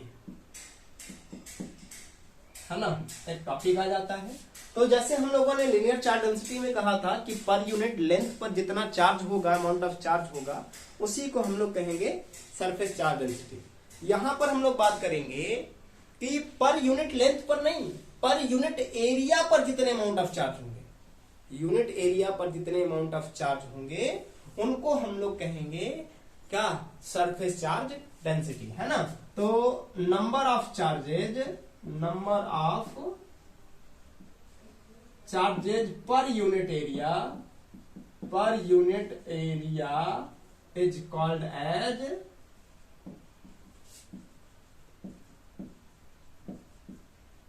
surface charge density, है ना, and denoted by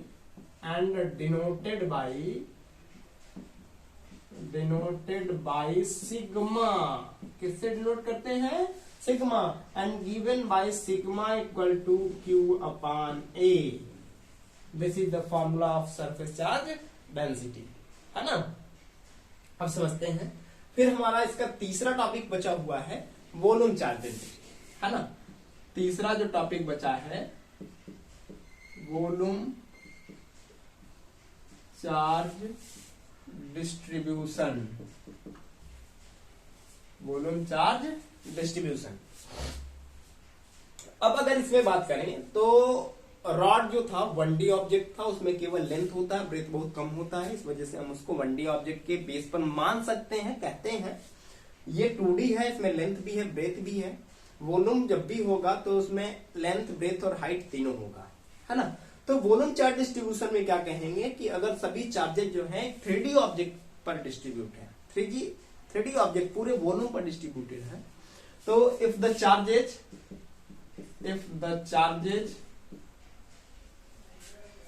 are distributed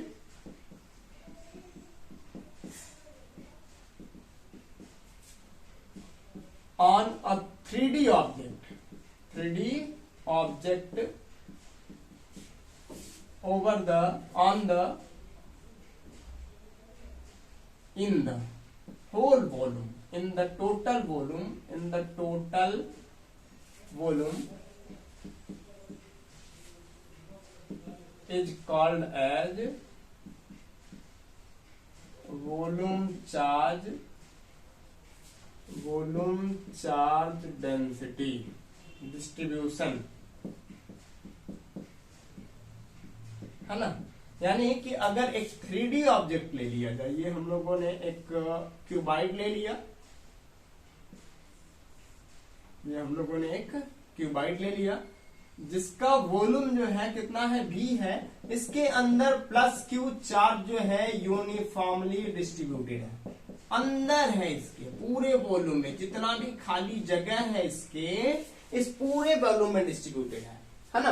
तो इस तरह के चार्ज डिस्ट्रीब्यूशन को हम volume charge distribution के नाम से जानते हैं। सेम इसी में आता है volume charge density, volume charge density एक टॉपिक आ जाता है।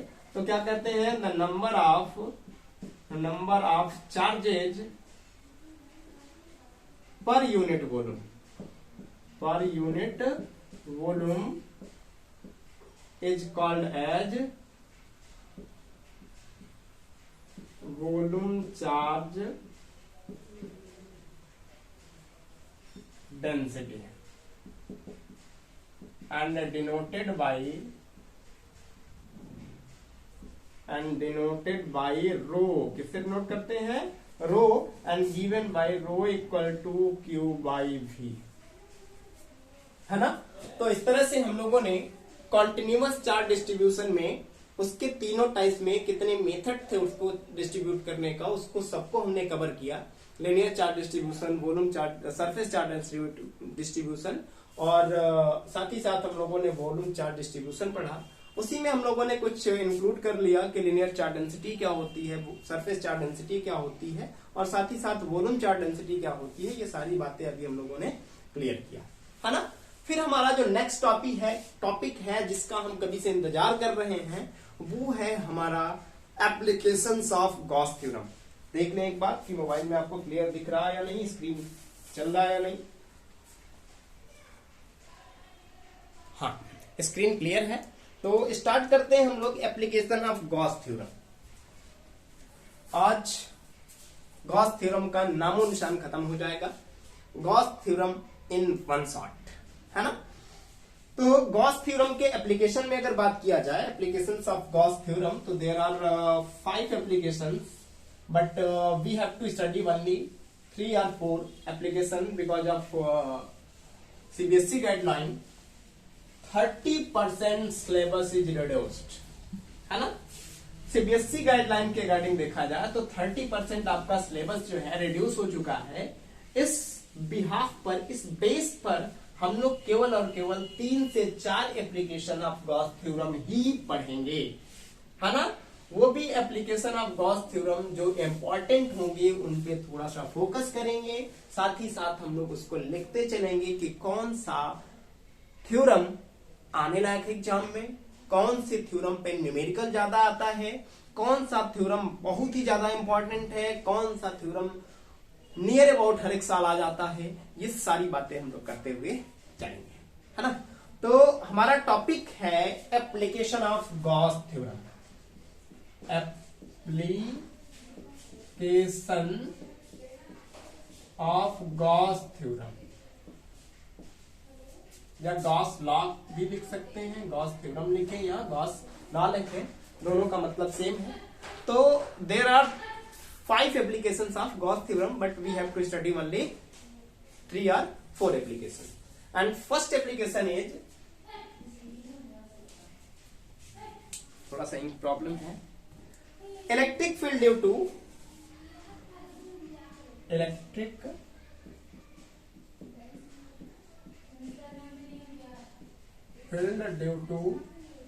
a uniformly charged wire, uniformly charged wire, है ना, वायर कह सकते हैं या कोई कंडक्टर कह सकते हैं। Wire of infinite length,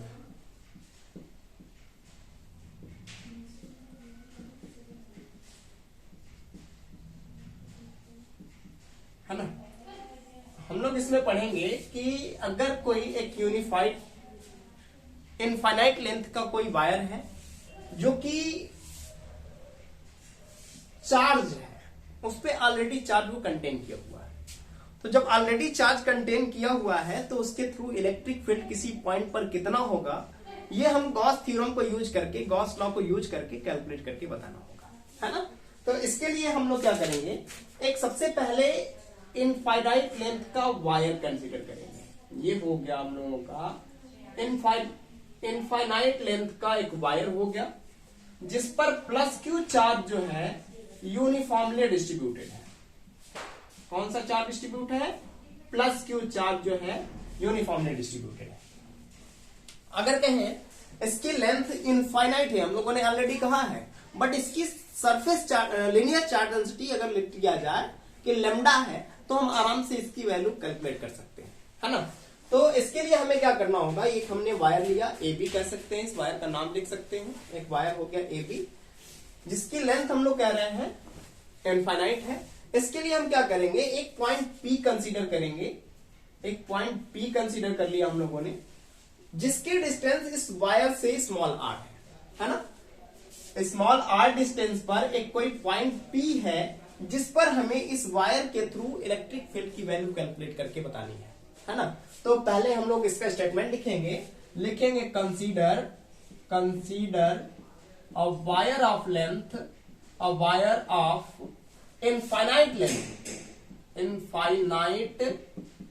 length having plus q charge uniformly,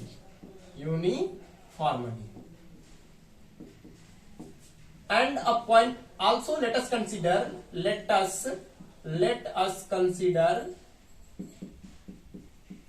a point P. Let us consider a point P is at distance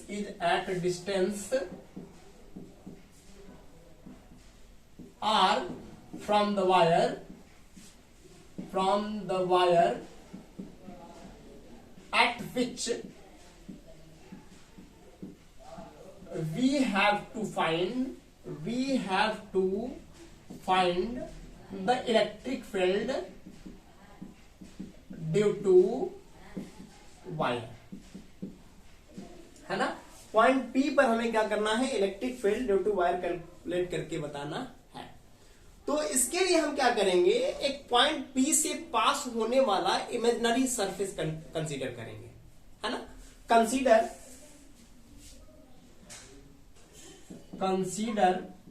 a Gaussian cylinder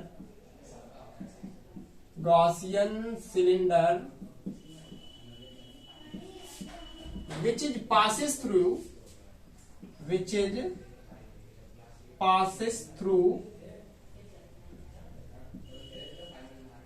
the point P, है ना। एक गॉसियन सरफेस हम लोगों ने consider किया जो point P से पास कर रहा है। इसको थोड़ा सा इरेज कर लेते हैं, सरफेस बनाना होगा। Cylinder which is passes through, तो इसके लिए हम लोगों ने एक एल लेंथ का Gaussian cylinder of length L, थोड़ा सा एक चीज, Gaussian cylinder of length L passes through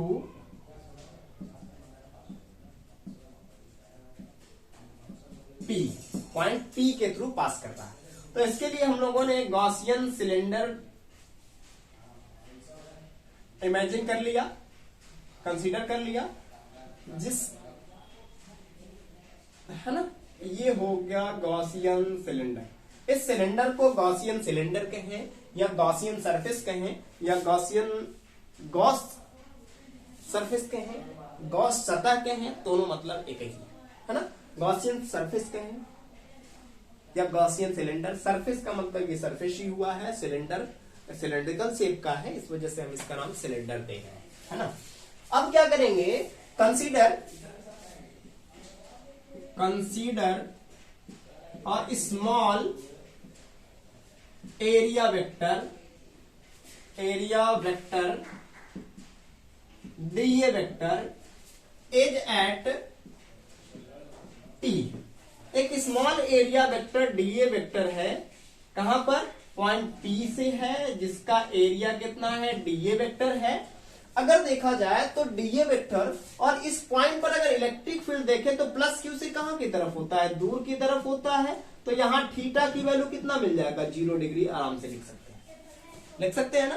तो क्या लिखेंगे, द नंबर ऑफ, सिमिलरली यहां पर भी एक गॉसियन सरफेस हम लोग लेट करते हैं, यहां पर भी एक एरिया वेक्टर, तो डीए वेक्टर हो गया ऊपर की तरफ और यहां पर इलेक्ट्रिक फील्ड हो जाएगा इधर की तरफ।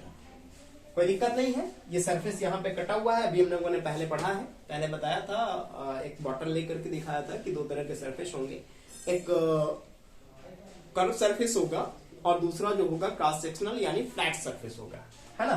तो क्या लिखेंगे, the number of electric field lines passes through DA vector eight P। P पर जो डीए वेक्टर है वहां से जो number of electric field lines पास करेंगे उसकी जो वैल्यू होगी D phi E1 equal to हो जाएगा हम लोगों का, कितना हो जाएगा E vector dot DA vector हो जाएगा। या फिर हम लोग लिख सकते हैं D phi E1 equal to लिख सकते हैं ई डीए कॉस थीटा भी लिख सकते हैं।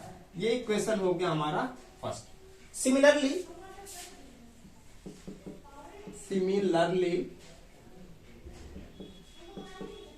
है ना।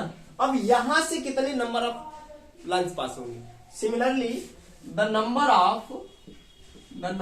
Of electric field lines passes through the cross sectional area, cross sectional area vector, area DA vector.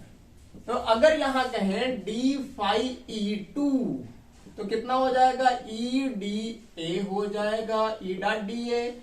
और यहां पर इसको और क्या लिख सकते हैं, D phi E2 equal to लिख सकते हैं E D A cos theta. अब यहां पर अगर देखें तो थीटा की वैल्यू कितनी हो रही है बेटा, 90 डिग्री। तो डी फाई E2 कितना हो गया हम लोगों का, 0 हो गया। इसका कंडीशन हम लोगों ने जब फ्लक्स पढ़ा था, इलेक्ट्रिक फ्लक्स जब हम लोगों ने देखा था तो वहीं पर हम लोगों ने इसका कॉन्सेप्ट क्लियर किया था दो स्पेशल केसेस में। फर्स्ट में जब पैरेलल रखा था तो उस कंडीशन में maximum electric field lines pass हो रही थी, और जैसे ही हमने परपेंडिकुलर पे रखा था तो तुरंत ही वहां से number of electric field lines कितनी मिल रही थी, 0। वही कंडीशन यहां हमारा फिक्स हो रहा है ना। तो फिर क्या कहेंगे, then the total number of electric field lines passes through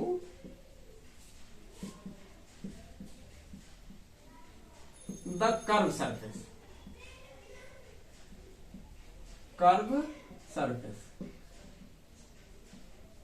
है ना। तो क्या हो जाएगा, D phi E1 equal to E D A हो जाएगा ना। कोई प्रॉब्लम नहीं है, कोई इशू नहीं है। यहां पर अगर देखें तो इसको करेंगे तो हम लोगों का फाई ई हो जाएगा, यहां पर हो जाएगा ई और ये हो जाएगा डी है। अब सबसे बड़ी प्रॉब्लम क्या है, सबसे बड़ी हमारे पास प्रॉब्लम है कि यहां पर इसकी वैल्यू कितनी होगी, है ना। अगर देखें कि सिलेंडर जो है, सिलेंडर का सरफेस एरिया कितना होता है, कर्व सरफेस एरिया कितना होता है, तो इसके लिए हमें फार्मूला याद होना चाहिए कि सिलेंडर का जो कर्व सरफेस एरिया होता है 2 पाई आर एच होता है, और इसकी लेंथ हम लोगों ने ऑलरेडी एल लिखा हुआ है स्टेटमेंट में, तो एच के जगह पे हमारा एल है ना। तो अब तो इससे कितना नंबर ऑफ लाइंस पास हो रही हैं, इतना, इससे 0 हो रही है, तो यहां पर भी अगर देखा जाए तो ये डीए वेक्टर इधर की तरफ हो जाएगा और सॉरी ई वेक्टर इधर की तरफ हो जाएगा और डीए वेक्टर इधर की तरफ। तो यहां पर भी एंगल कितना बन रहा है, 90 डिग्री ही बन रहा है, जैसा कि यहां पे बन रहा था। तो यहां से भी कोई भी इलेक्ट्रिक फील्ड लाइंस पास नहीं होंगी। तो यहां पर अगर देखें तो फाई ई इक्वल टू हमारा मिल गया ई इंटू इसकी वैल्यू कितना, सिंस डीए की वैल्यू 2 पाई आर एल मिल गया। कहां से मिला, तो curve surface area of the cylinder हम लोगों ने लिखा है ना। तो इसकी वैल्यू हो गया 2 पाई आर एल। अब यहीं पर हमें गेम खेलना है। क्या गेम खेलना है, यहीं पे हमें बाय यूजिंग लिखना है, बाय यूजिंग गॉस लॉ। कौन सा, गॉस का थ्योरम। तो क्या होता है, फाई ई की वैल्यू होता है क्यू बाई एप्सिलॉन नॉट, होता है ना। ये इक्वेशन सेकंड हो गया हमारा, ये थर्ड हो गया। अब क्या लिखेंगे, from equation second and third, second और थर्ड से देखा जाए तो क्या हो जाएगा हम लोगों का, Q by epsilon naught equal to E into 2 pi R L. तो ई इक्वल टू हो जाएगा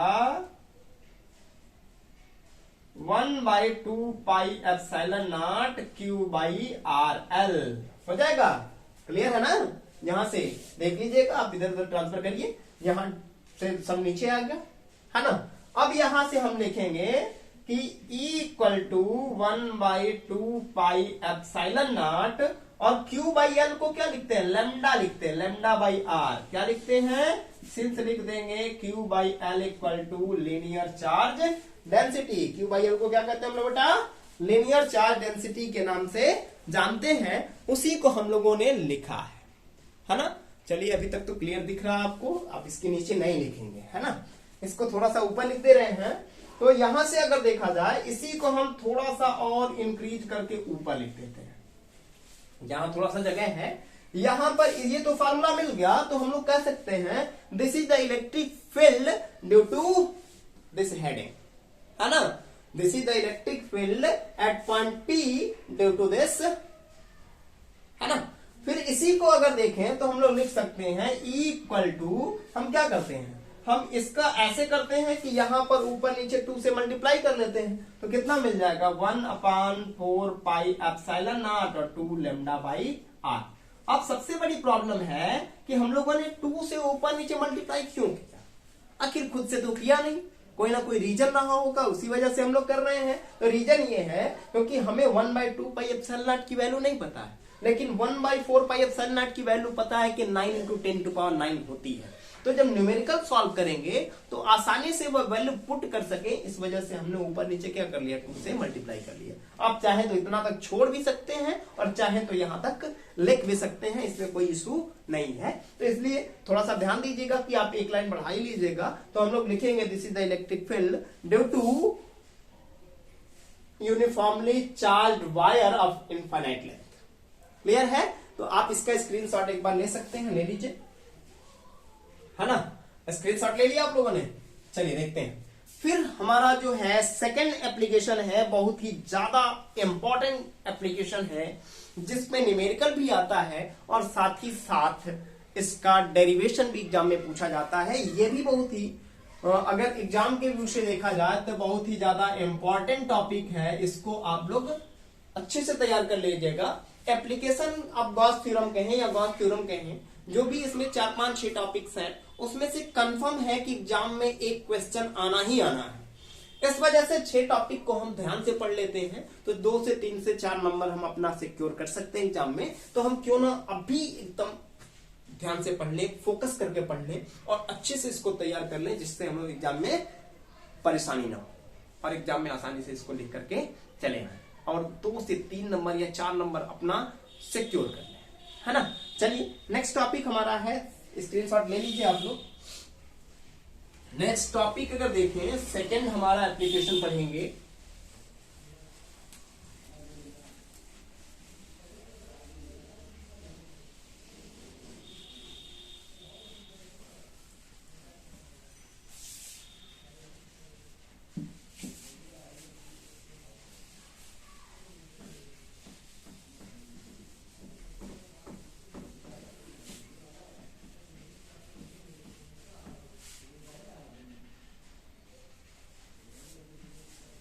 चलिए सेकेंड एप्लीकेशन देखा जाए।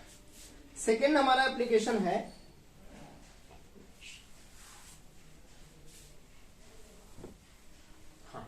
सेकेंड एप्लीकेशन है electric field due to, second application है electric field due to a uniformly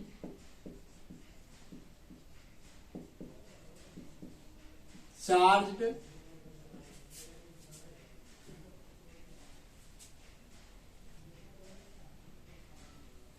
infinite plane plate. बड़ी दिक्कत है, प्लेन भी है, प्लेट भी, इनफाइनाइट भी है ना। चलिए कोई दिक्कत नहीं है, इससे भी हम लोगों को एकदम आराम से कर लेंगे इसको भी। क्या है, हेडिंग पे फोकस करते हैं। कह रहा है इलेक्ट्रिक फील्ड ड्यू टू, ये तो कॉमन था उसमें भी, uniformly charge infinite plane plate, है ना। एक प्लेट है जिस पर यूनिफॉर्मली चार्ज डिस्ट्रीब्यूटेड है और साथ ही साथ वो प्लेन भी है। उसके थ्रू हमें इलेक्ट्रिक फील्ड की वैल्यू कैलकुलेट करके बतानी है ना। तो एक फिगर बना लेते हैं। एक हम लोगों ने एक प्लेन ले लिया, एक प्लेट ले लिया, यूनिफॉर्मली ले लिया, प्लेन प्लेट हम लोगों ने ले लिया। इस पर जो है प्लस क्यू चार्ज जो है, प्लस क्यू चार्ज जो है यूनिफॉर्मली डिस्ट्रीब्यूटेड है। क्या है, यूनिफॉर्मली डिस्ट्रीब्यूटेड है। हम लोगों ने इस पर प्लस क्यू चार्ज को जो है यूनिफॉर्मली डिस्ट्रीब्यूट कर दिया। अब देखिए हमने बीच में इसमें चार्ज डिस्ट्रीब्यूट नहीं किया है, ओवरऑल ये पूरे पे डिस्ट्रीब्यूट है। बीच में थोड़ा सा हमें फिगर इंक्लूड करना है, इस वजह से हम यहाँ पर बीच में प्लस चार्ज को इंक्लूड नहीं कर रहे हैं, है ना। आप कर सकते हैं, चाहे तो कर भी सकते हैं और चाहे तो नहीं भी कर सकते हैं। लेकिन अगर देखा जाए तो कॉमन सेंस की बात अगर अपना कॉमन सेंस यूज किया जाए तो हम लोग इस पर पूरे पे प्लस क्यू चार्ज डिस्ट्रीब्यूट किए हैं। लेकिन बीच में हम लोग इसलिए दिखा रहे हैं क्योंकि जब इसमें और सारे फिगर इंक्लूड करेंगे तो सभी एक दूसरे में मिक्सअप ना हो, और मिक्सअप हो जाएगा तो क्लियर फिगर हमें नहीं समझ में आएगा। इस वजह से हम लोगों ने बीच में इस पर कोई चार्ज डिस्ट्रीब्यूट नहीं किया, है ना। फिर क्या कहेंगे, एक पॉइंट P कंसीडर कर लेते हैं जिस पर हमें क्या करना है, इसके थ्रू इलेक्ट्रिक फील्ड की वैल्यू कैलकुलेट करके बतानी है। इसके लिए हम एक गॉसियन सरफेस कंसीडर करेंगे। एक गॉसियन सरफेस हम लोगों ने कंसीडर कर लिया, ये रहा गॉसियन सरफेस, है ना। यहां का एरिया अगर कहा जाए कि एरिया जो है यहां का डीए वेक्टर है, और यहां पर इलेक्ट्रिक फील्ड भी जो होगा वो इधर की तरफ ही हो जाएगा, और यहां थीटा हो जाएगा 0 डिग्री, है ना। हम क्या करते हैं, लिखते हैं consider a plane plate of infinite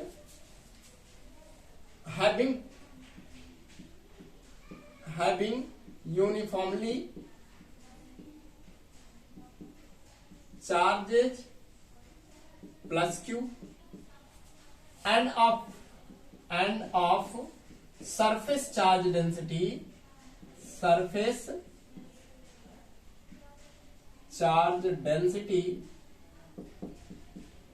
sigma. कितना है सरफेस चार्ज डेंसिटी, सिग्मा है ना। Let us consider a point P is at distance r from the plate at which we have to find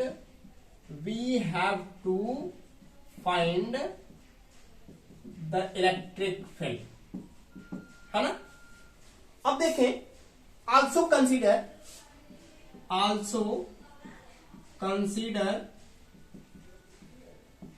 a point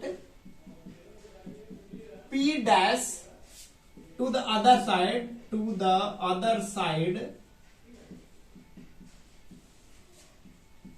of the plate due to symmetricity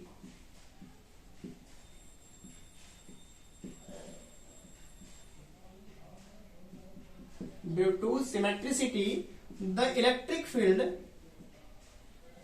eight P and P dash is same.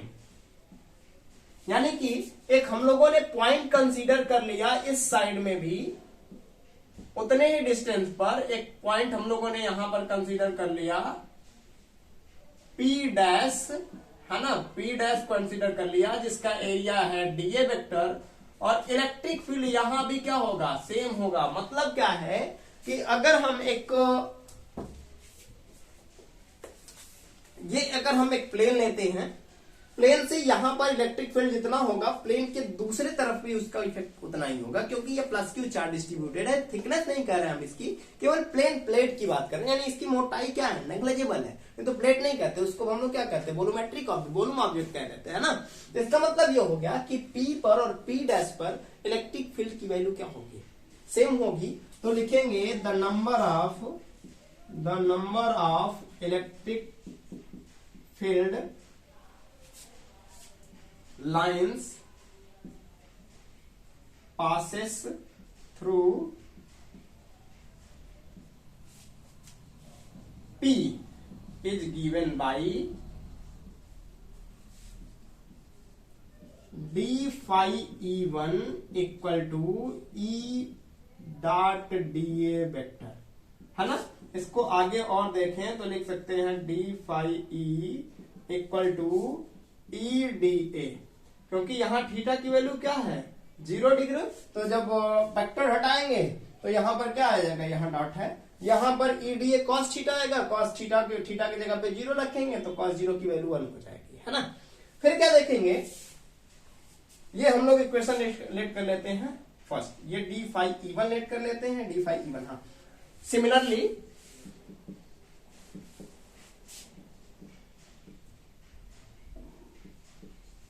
the number of electric field lines passes through P dash is, तो कितना हो जाएगा, यहां पर d phi E2 late कर लेते हैं, यहां पर भी क्या होगा, E डॉट dA ही होगा, या फिर d phi E2 अगर कहें तो इसको लिख सकते हैं E dA, क्योंकि यहां भी क्या होगा, थीटा की वैल्यू 0 ही होगा। तो total number of electric flux कितना हो जाएगा, देन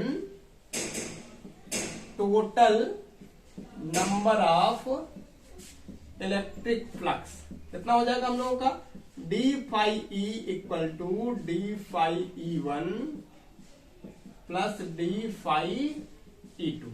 यहां से d phi E equal to निकालेंगे तो E dA plus E dA, है ना।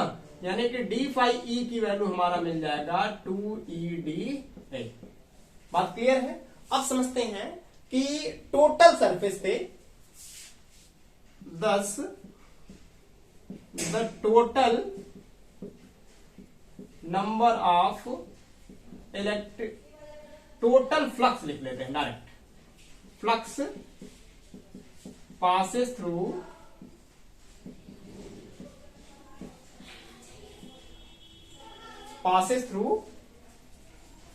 the कौन सा सरफेस, होल सरफेस, पूरे सरफेस से कितना इलेक्ट्रिक फील्ड लाइन्स पास होंगी, surface integration d phi E equal to surface integration E dA 2ADA, है ना। तो यहां से हो जाएगा हम लोगों का phi E equal to E into dA, या फिर इसी को लिख सकते हैं हम phi E equal to E into A 2EA। phi E equal to लिख सकते हैं हम 2E इंटू A। अब यहीं पे हम यूज करेंगे गॉस थ्योरम को, तो लिखेंगे bye using Gauss theorem, bye using Gauss theorem. Gauss theorem को यहीं पे यूज अगर किया जाए तो मिल जाएगा हम लोगों को phi E की जगह पे क्या लिखेंगे, Q by epsilon naught equal to 2EA, है ना। इसी को थोड़ा सा ऊपर यहां लिखते हैं लिख लेते हैं ऊपर थोड़ा सा। तो क्या मिल जाएगा हम लोगों को यहां से, हमें मिल जाएगा E equal to Q by 2 epsilon naught A, मिल जाएगा, हाँ मिल जाएगा। अब हमें पता है कि E equal to since Q by epsilon naught, Q by A को हम कहते हैं सरफेस चार्ज डेंसिटी, तो हो जाएगा sigma by 2 epsilon naught. This is the electric field due to a uniformly charge infinite plane plate. Clear है? तो इसका भी आप स्क्रीनशॉट ले लीजिए, इसका भी आप स्क्रीनशॉट ले लीजिए। इरेज करते हैं, फिर नेक्स्ट टॉपिक देखते हैं। नेक्स्ट टॉपिक हमारा इससे भी मजेदार होने वाला है ना? तो स्क्रीनशॉट ले लिए आप लोग। चलिए देखते हैं नेक्स्ट टॉपिक। थर्ड एप्लीकेशन इसका भी हम लोग देखेंगे।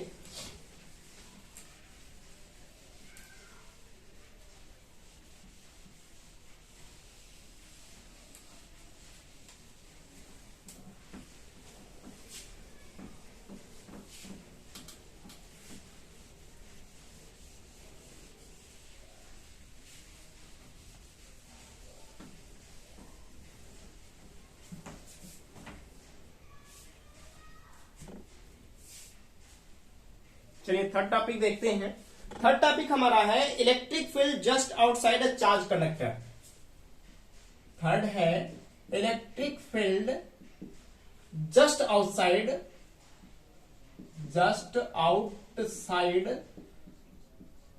अ चार्ज्ड कंडक्टर।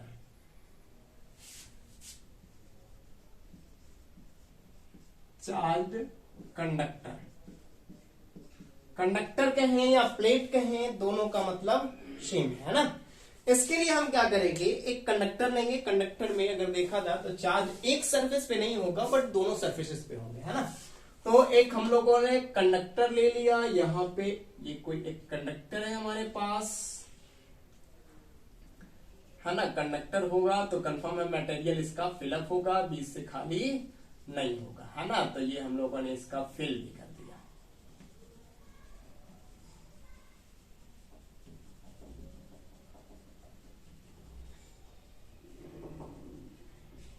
ठीक है, अब समझते हैं। इस पर जो है दोनों सरफेसेस पर प्लस क्यू चार्ज जो है डिस्ट्रीब्यूट है। ठीक, प्लस क्यू चार्ज जो है यूनिफॉर्मली डिस्ट्रीब्यूट है। अब ऐसा नहीं होगा कि एक सरफेस यूनिफॉर्मली है और दूसरा सरफेस नॉन यूनिफॉर्म होगा, ऐसा कभी इसमें केस नहीं आएगा, है ना। तो अब यहां पर एक पॉइंट P कंसीडर करेंगे। एक पॉइंट P R डिस्टेंस पे लेट कर सकते हैं, नहीं भी लेट कर सकते हैं। इसका एरिया A कह सकते हैं, कोई इशू नहीं है ना। तो लिखेंगे consider a charge conductor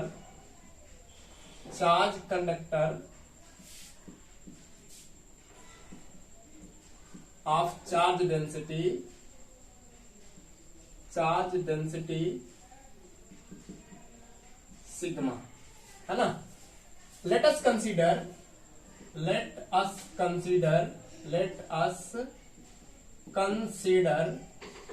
a point P at which we have to find the net electric field due to the charged conductor, है ना। एक पॉइंट P है जिस पर हमें क्या करना है, चार्ज कंडक्टर के थ्रू इलेक्ट्रिक फील्ड की वैल्यू कैलकुलेट करके बतानी है। अगर देखें तो इस प्लेट में दो सरफेसेस होंगे, एक सरफेस ये होगा, दूसरा सरफेस ये होगा। अगर इसको फर्स्ट सरफेस कहें और इसको अगर सेकेंड सरफेस कहें तो लिखेंगे इलेक्ट्रिक फील्ड। अब दोनों देखें, दोनों पर इलेक्ट्रिक फील्ड इधर की तरफ ही होगा और डीए वेक्टर भी इधर की तरफ ही होगा। कोई कंफ्यूजन वाली बात नहीं, कोई प्रॉब्लम वाली बात नहीं। दोनों पर ही एरिया वेक्टर और इलेक्ट्रिक फील्ड दोनों क्या होंगे, एक दूसरे के पैरेलल होंगे। तो थीटा की वैल्यू यहां हो जाएगा 0 डिग्री, यहां भी कोई प्रॉब्लम नहीं, कोई कंफ्यूजन नहीं। तो electric flux due to surface 1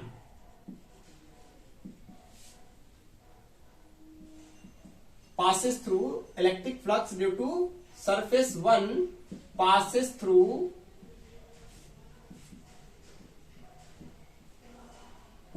P is कितना हो जाएगा हम लोगों का डी फाई, या फिर डायरेक्ट हम फाई की वैल्यू निकाल सकते हैं। कैसे निकाल सकते हैं? क्योंकि इसके पहले वाला प्लेट था, सरफेस था, उसके थ्रू हम लोगों ने फार्मूला कैलकुलेट किया था। कितना कैलकुलेट किया था? E equal to sigma by 2 epsilon naught. ये तो कैलकुलेट कर ही लिया। तो अगर देखा जाए तो इसमें भी हम डायरेक्ट इसकी वैल्यू कैलकुलेट करके बता सकते हैं। तो अगर प्लेट 1 के थ्रू कहें E1 है तो E1 इक्वल टू कितना? Sigma by 2 epsilon naught. Similarly electric flux due to surface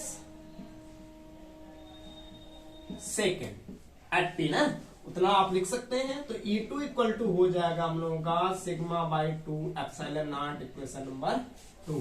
तो नेट इलेक्ट्रिक फील्ड कितना हो जाएगा? Net electric field at P is given by. अब देख रहे हैं एक प्रॉब्लम क्या है कि दोनों E1 और E2 दोनों सेम डायरेक्शन में है। E1 और E2 क्या है? दोनों सेम। इस पर हम दोनों की डायरेक्शन को दिखा लेते हैं। ये E1 हो गया और ये E2 हो गया, दोनों की डायरेक्शन हो गई, कोई इशू नहीं है। ठीक है, E1 और E2 हम चाहे तो यहाँ एरिया वेक्टर लिख भी सकते हैं और चाहे तो नहीं भी लिख सकते हैं ना, क्योंकि इसमें इसकी जरूरत ही नहीं है, तो लिखने की कोई बात ही नहीं है। ठीक, तो E इक्वल टू हो जाएगा हम लोगों का E1 प्लस E2, यानी कि लिख सकते हैं E equal to sigma by 2 epsilon naught plus sigma by 2 epsilon naught. तो इसको E इक्वल टू लिख सकते हैं सिग्मा बाई एप्सिलॉन नॉट, है ना। This is the electric field just outside a charge conductor, है ना। किसी चार्ज कंडक्टर के तुरंत बाहर अगर कोई पॉइंट P है, उस पॉइंट P पर इस चार्ज कंडक्टर के थ्रू, इस चार्ज वायर के थ्रू इलेक्ट्रिक फील्ड की वैल्यू कितना होगी? तो E equal to sigma by epsilon naught. अब एक प्रॉब्लम है इस डेरिवेशन में कि इसमें हम लोगों ने कहीं भी गॉस थ्योरम यूज नहीं किया, लेकिन हम लोग पढ़ रहे हैं एप्लीकेशन ऑफ गॉस थ्योरम।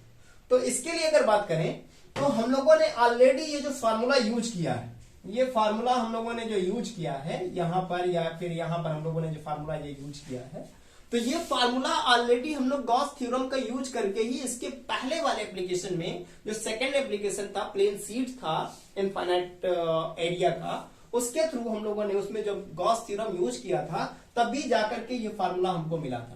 यानी इनडायरेक्टली हमने इस डेरिवेशन में भी गॉस थ्योरम को यूज किया है। ठीक है, नेक्स्ट टॉपिक हमारा होगा इसका, आप क्या कर सकते हैं, स्क्रीनशॉट ले सकते हैं, ले लीजिए। दूसरा हमारा टॉपिक होगा, थर्ड तो हम लोगों ने पढ़ लिया, अभी हम लोगों के पास इसके 3 एप्लीकेशन बचे हुए हैं, है ना। बहुत जल्दी जल्दी उसको भी कवर कर लेंगे हम लोग, धीरे धीरे धैर्य बनाए रखिए। वीडियो थोड़ा लंबा हो रहा है, बट क्या किया जाए, एक ही वीडियो में पूरा गॉस थ्योरम और गॉस थ्योरम के एप्लीकेशंस को समझ लिया जाए। तो नेक्स्ट हमारा टॉपिक स्टार्ट होने वाला है 4th वाला, और उसमें पैरेलल प्लेट होगा। इसमें तो सिंगल प्लेट था, उसमें एक पैरेलल प्लेट रखेंगे, और पैरेलल प्लेट में भी 2 तरह के प्लेटेड यूज कर सकते हैं। हो सकता है कि एक दोनों पॉजिटिव चार्ज वाले हों, हो सकता है कि दोनों नेगेटिव चार्ज वाले हैं, या फिर हो सकता है कि एक पॉजिटिवली चार्ज है और दूसरा नेगेटिवली चार्ज है। तो इसकी बात भी हम लोग धीरे धीरे करेंगे, है ना। चलिए तो स्टार्ट करते हैं। थर्ड के बाद 4th को भी पढ़ना, इरेज कर देते हैं इसको।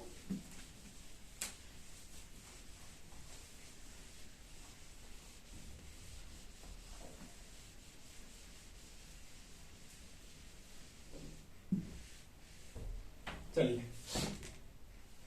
4th हमारा टॉपिक है electric field due to 2 infinite.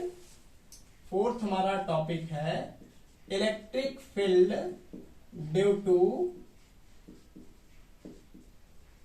2 infinite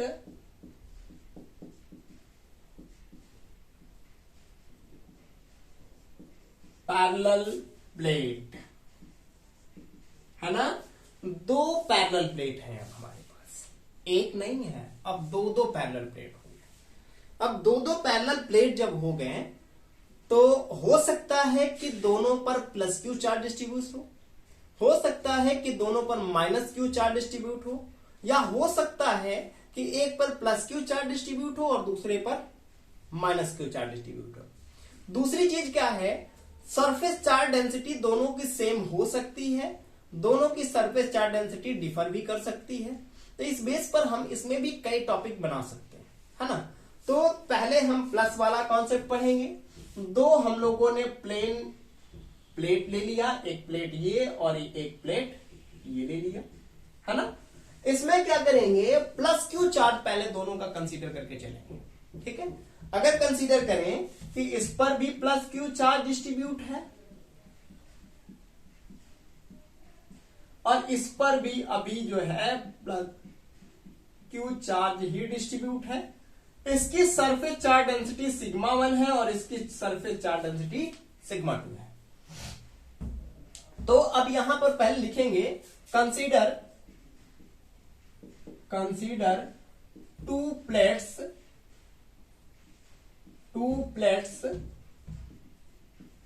of surface charge density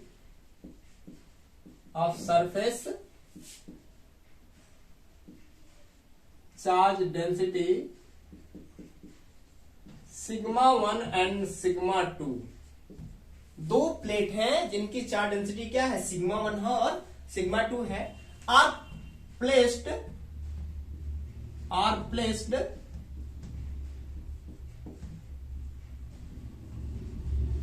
parallel to each other, एक दूसरे के पैरेलल रखे हुए हैं, जैसा कि हमको इस फिगर में दिख रहा है ना। दोनों प्लेट क्या है, एक दूसरे के पैरेलल रखे हुए हैं जिनकी सरफेस चार्ज डेंसिटी, तो इसमें हम लोगों को दो पॉइंट मिल सकता है, एक आउटसाइड में मिल सकता है और एक इनसाइड में मिल सकता है। अगर आउटसाइड में पी कहें तो इनसाइड में पी डैश कहना होगा, इसमें कोई एतराज नहीं होना चाहिए आपको, हमको भी कोई एतराज नहीं है। अब अगर देखें तो अगर इसको प्लेट 1 कहें और इसको प्लेट 2 कहें तो प्लेट 1 के थ्रू इलेक्ट्रिक फील्ड यहां पर E1 होगा इधर की तरफ, और प्लेट 2 के थ्रू भी E2 होगा किधर की तरफ, इधर की तरफ ही होगा, कोई प्रॉब्लम नहीं, कोई इश्यू नहीं, है ना। Let a point just outside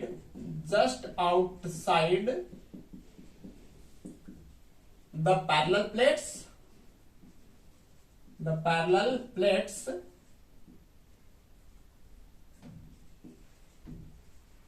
and a point P dash is inside या is between the plates at which we have to find the electric field due to the parallel plates, है ना, parallel plates के through. तो first हमारा क्या होगा, outside, है ना, एट पी कहां पे है, आउटसाइड पे है। तो अगर देखें तो electric field due to plate 1 के थ्रू कितना होगा, तो E1 होगा, कितना होगा 1/4 सिग्मा बाई एप्सिलॉन नॉट, लेकिन सिग्मा 1 चार्ज डेंसिटी है। Similarly electric field due to plate second, है ना। तो E2 कितना हो जाएगा हम लोगों का, सिग्मा 2/एप्सिलॉन नॉट हो जाएगा। ये हो गया इक्वेशन फर्स्ट, ये हो गया net electric field eight P कहां पे है, आउटसाइड है, ध्यान रखना, पी कहां है, आउटसाइड है। तो E इक्वल टू क्या है, यहां क्या देख रहे हैं, E1 और E2 दोनों सेम डायरेक्शन में है, तो क्या करेंगे, दोनों को ऐड कर लेंगे, E1 प्लस E2 कर लेंगे। तो E इक्वल टू हो जाएगा sigma 1 by epsilon naught plus sigma 2 by epsilon naught, या फिर इसी को हम लिख सकते हैं E equal to sigma 1 plus sigma 2 by epsilon naught लिख सकते हैं। या फिर हम ऐसा भी कर सकते हैं कि ये तो स्पेशल केसेस में आ जाएगा, if sigma 1 equal to sigma 2, यानी दोनों जो प्लेट है उनकी चार्ज डेंसिटी अगर सेम हो तो हमें मिल जाएगा E equal to sigma plus sigma upon epsilon naught, यानी कि E equal to 2 sigma by epsilon naught. ये हमें वैल्यू इसकी मिल जाएगी,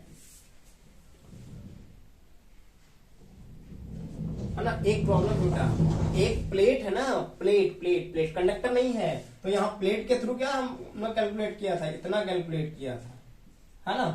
तो यहाँ पे 2 हो गया, यहाँ पे 2 हो गया, 2 से 2 कैंसिल, तो E की वैल्यू क्या मिल जाएगा, सिग्मा बाई एप्सिलॉन नॉट, में भी आपको नहीं दिख रहा होगा, यहाँ से E की वैल्यू क्या मिल जाएगा, सिग्मा बाई एप्सिलॉन नॉट, है ना। प्लेट के थ्रू हम लोगों ने जो वैल्यू कैलकुलेट किया था sigma by 2 epsilon not calculate किया था, वो तो हम लोगों ने कंडक्टर जो था चार्ज, उसके थ्रू हम लोगों ने sigma by epsilon not calculate करके बताया था, है ना। हम लोगों ने जस्ट आउटसाइड हम लोगों ने इलेक्ट्रिक फील्ड कितना होगा due to parallel plate calculate करके बता दिया। अब अगर देखा जाए कि इनसाइड, ये तो बिटवीन है ना, क्या है, दूसरा हम लोगों को फाइंड करना है बिटवीन द प्लेट्स, दोनों प्लेट्स के बीच में एट P डैश, कहां पर, P डैश पॉइंट पर फाइंड करना है। तो P डैश पर अगर देखें तो क्या लिखना होगा, E1 इक्वल टू कितना होगा, P डैश पर, आप समझते हैं। अगर P डैश की बात करें तो प्लस के थ्रू, अगर इसके थ्रू किधर होगा, E1 होगा, लेकिन इसके थ्रू किधर हो जाएगा, E2 हो जाएगा, इधर की तरफ हो जाएगा, कोई प्रॉब्लम नहीं है।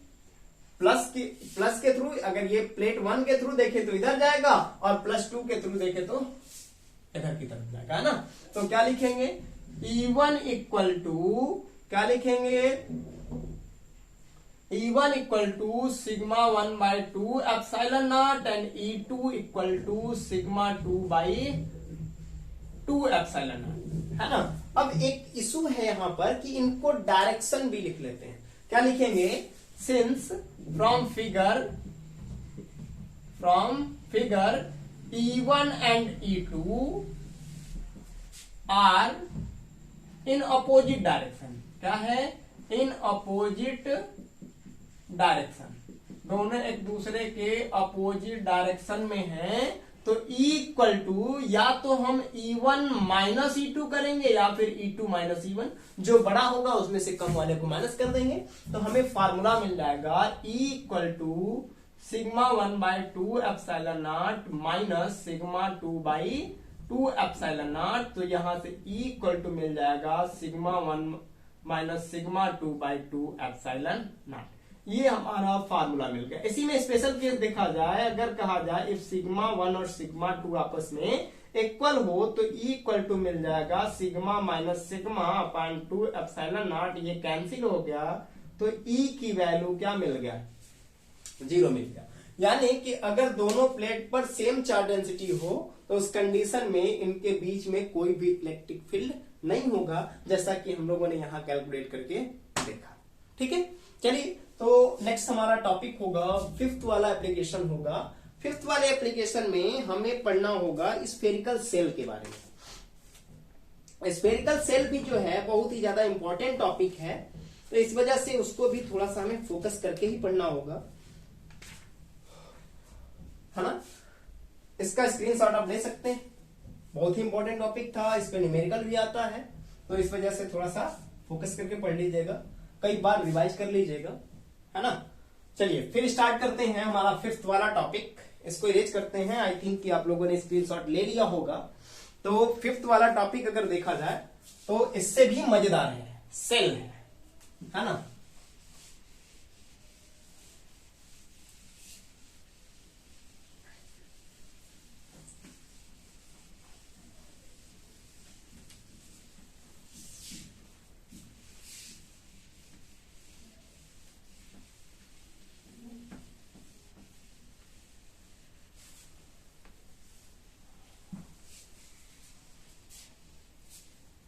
चलिए देखते हैं। फिफ्थ वाला हमारा एप्लीकेशन जो है electric field due to, fifth वाला है इलेक्ट्रिक फील्ड ड्यू टू और यूनिफॉर्मली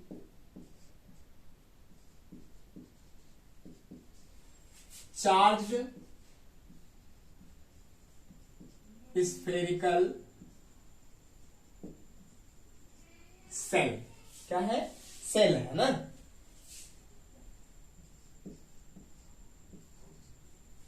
अब एक प्रॉब्लम यहां पे है, थोड़ा सा कट गया, ध्यान दीजिएगा। स्फेरिकल सेल में और स्फीयर में दोनों में डिफरेंस क्या है?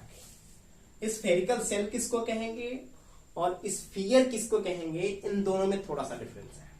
डिफरेंस क्या है? स्फेरिकल सेल का मतलब है कि अंदर से ये खोखला होगा, हॉलो इनसाइड, है ना।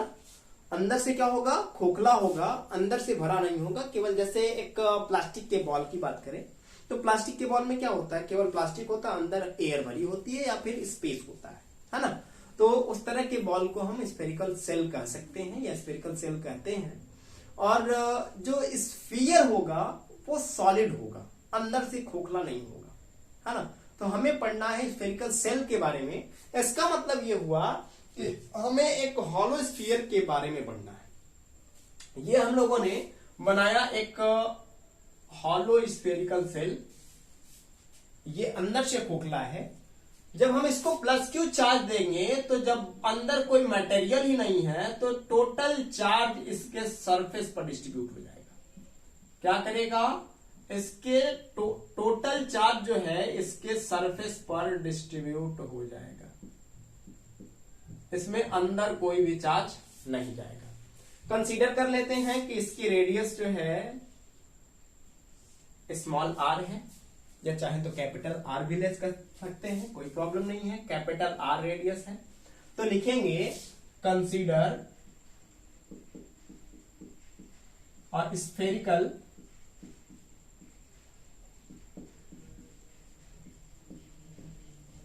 Cell of radius capital R is uniformly on which plus Q charge is uniformly distributed। क्या है? प्लस क्यू चार्ज जो है यूनिफॉर्मली डिस्ट्रीब्यूटेड है ना। तो इसमें अगर देखें तो तीन कंडीशन हमारे पास मिलेंगे। एक आउटसाइड मिलेगा, एक सरफेस पर मिलेगा और एक कहीं अंदर मिलेगा, है ना। एक बाहर मिलेगा, एक अंदर मिलेगा और एक सरफेस पर मिलेगा। ठीक है, तो हमें क्या करना है? Let P dash and P double dash, let P dash and P double dash are the points at which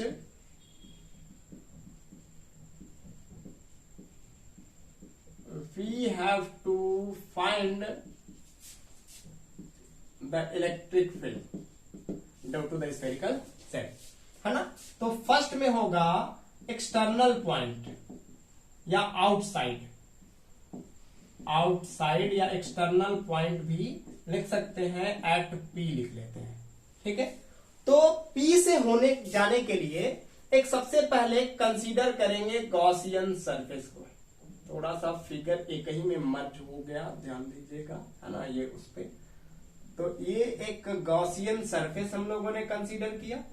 यहां पर एक छोटा कंपोनेंट लिया जिसका एरिया है डीए वेक्टर, और यहां पर इलेक्ट्रिक फील्ड हो जाएगा इधर की तरफ। यहां पर इनके बीच भी थीटा होगा 0 डिग्री, है ना।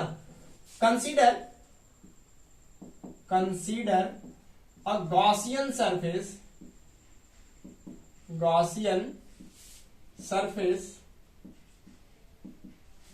which passes through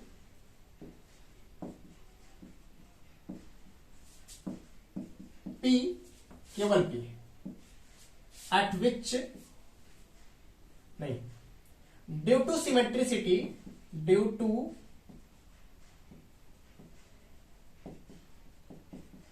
symmetricity, the electric field at any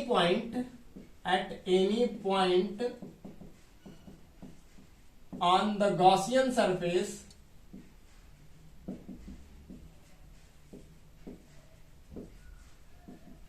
is same, है ना. The number of electric flux, या फिर लिख सकते हैं the electric flux passes through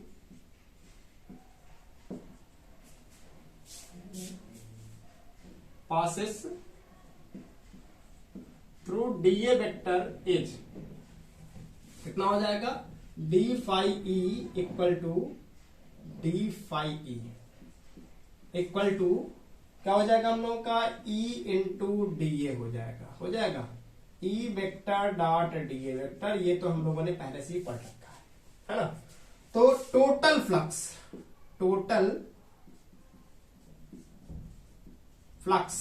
is given by, total flux किससे, ये जो गॉसियन सरफेस है इससे कितना फ्लक्स पास होगा, तो कितना हो जाएगा, integration d phi E equal to integration E D A हो जाएगा. क्योंकि यहां पे जब हम लोग लिखेंगे तो d phi E equal to हो जाएगा ई डी ए, क्योंकि थीटा क्या है, 0 डिग्री है. तो cos 0 की वैल्यू हमारा कितना आ जाएगा, 1 आ जाएगा, है ना. तो यहां पर हम लोग क्या लिखेंगे, ये हो जाएगा हमारा phi E equal to E into d A हो जाएगा. फिर इसी को यहां पे देखा जाए तो बाय यूजिंग गॉस थ्योरम, कौन सा, by using Gauss theorem use किया जाए तो Q by epsilon naught equal to हमारा मिल जाएगा E into 4 pi r square. R square कौन सा है, इसकी डिस्टेंस हम लेट कर लेते हैं, कितनी है, इसकी डिस्टेंस यहां से पॉइंट P की स्मॉल r है ना. तो कितना हो जाएगा, 4 पाई आर स्क्वायर.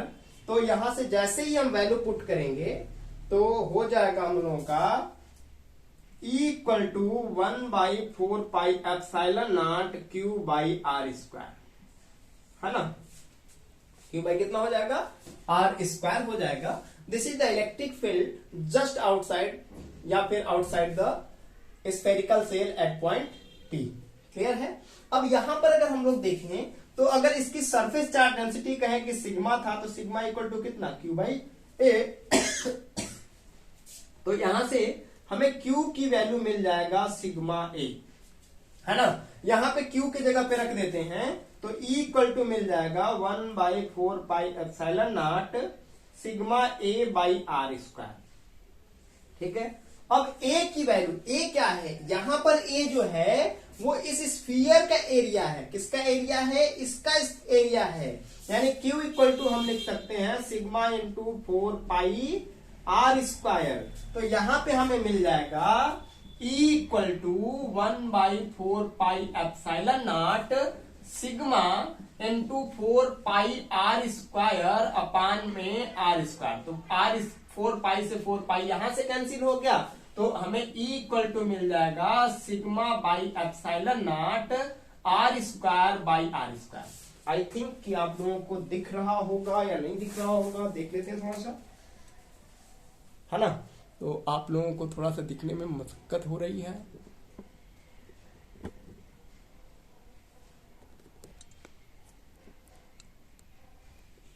अब दिखने लगा. ठीक है. तो हम लोगों ने इसको ओवरऑल सॉल्व करके इस फॉर्म में भी ये फार्मूला हम लोगों ने डिराइव कर लिया, है ना. तो हम लोगों को यहाँ पे 1 2 3 फॉर्म में ये फार्मूला हमको मिला हुआ है. तो तीनों फॉर्म हम आराम से इसको लर्न कर लेंगे, कोई दिक्कत नहीं होगी, है ना. अब हम लोगों ने आउटसाइड तो फाइंड कर लिया. अब दूसरे में ऑन द सरफेस फाइंड करना है. ऑन द सरफेस में अगर क्या देखें तो कहां पर, एट P डैश पर फाइंड करना है. क्या करना है, P डैश पर. देख रहे हैं कि यही वाला पॉइंट जो है यहां उठ के आ गया, तो कैपिटल आर की जो वैल्यू होगी वो स्मॉल आर की इक्वल हो जाएगी, अरे सॉरी, स्मॉल आर की जो वैल्यू होगी कैपिटल आर के इक्वल हो जाएगी। तो स्मॉल आर इक्वल टू लिख देंगे कैपिटल आर और पहुंच जाएंगे इसी फार्मूले के पास। तो जैसे ही पहुंचेंगे तो हमारा वैल्यू आ जाएगा E equal to sigma by epsilon naught और R बाई आर स्क्वायर जो हमारा आया था। अब ये वैल्यू जैसे ही ये वैल्यू यहां पे पुट करेंगे तो E इक्वल टू हो जाएगा सिग्मा बाई एप्सिलॉन नॉट और R स्क्वायर के जगह पे हम जब कैपिटल R रखेंगे तो ये R स्क्वायर से R स्क्वायर कैंसिल, तो E equal to sigma by epsilon not.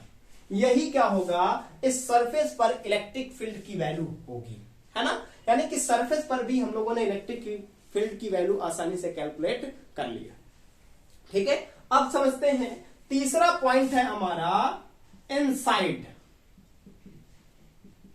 Inside मतलब कि at P double dash, inside हमारा पी डबल डैश ये है। इसके लिए भी हम एक गॉसियन सरफेस यहां पे कंसीडर कर लेंगे, इसकी radius r double dash r dash let कर लेते हैं।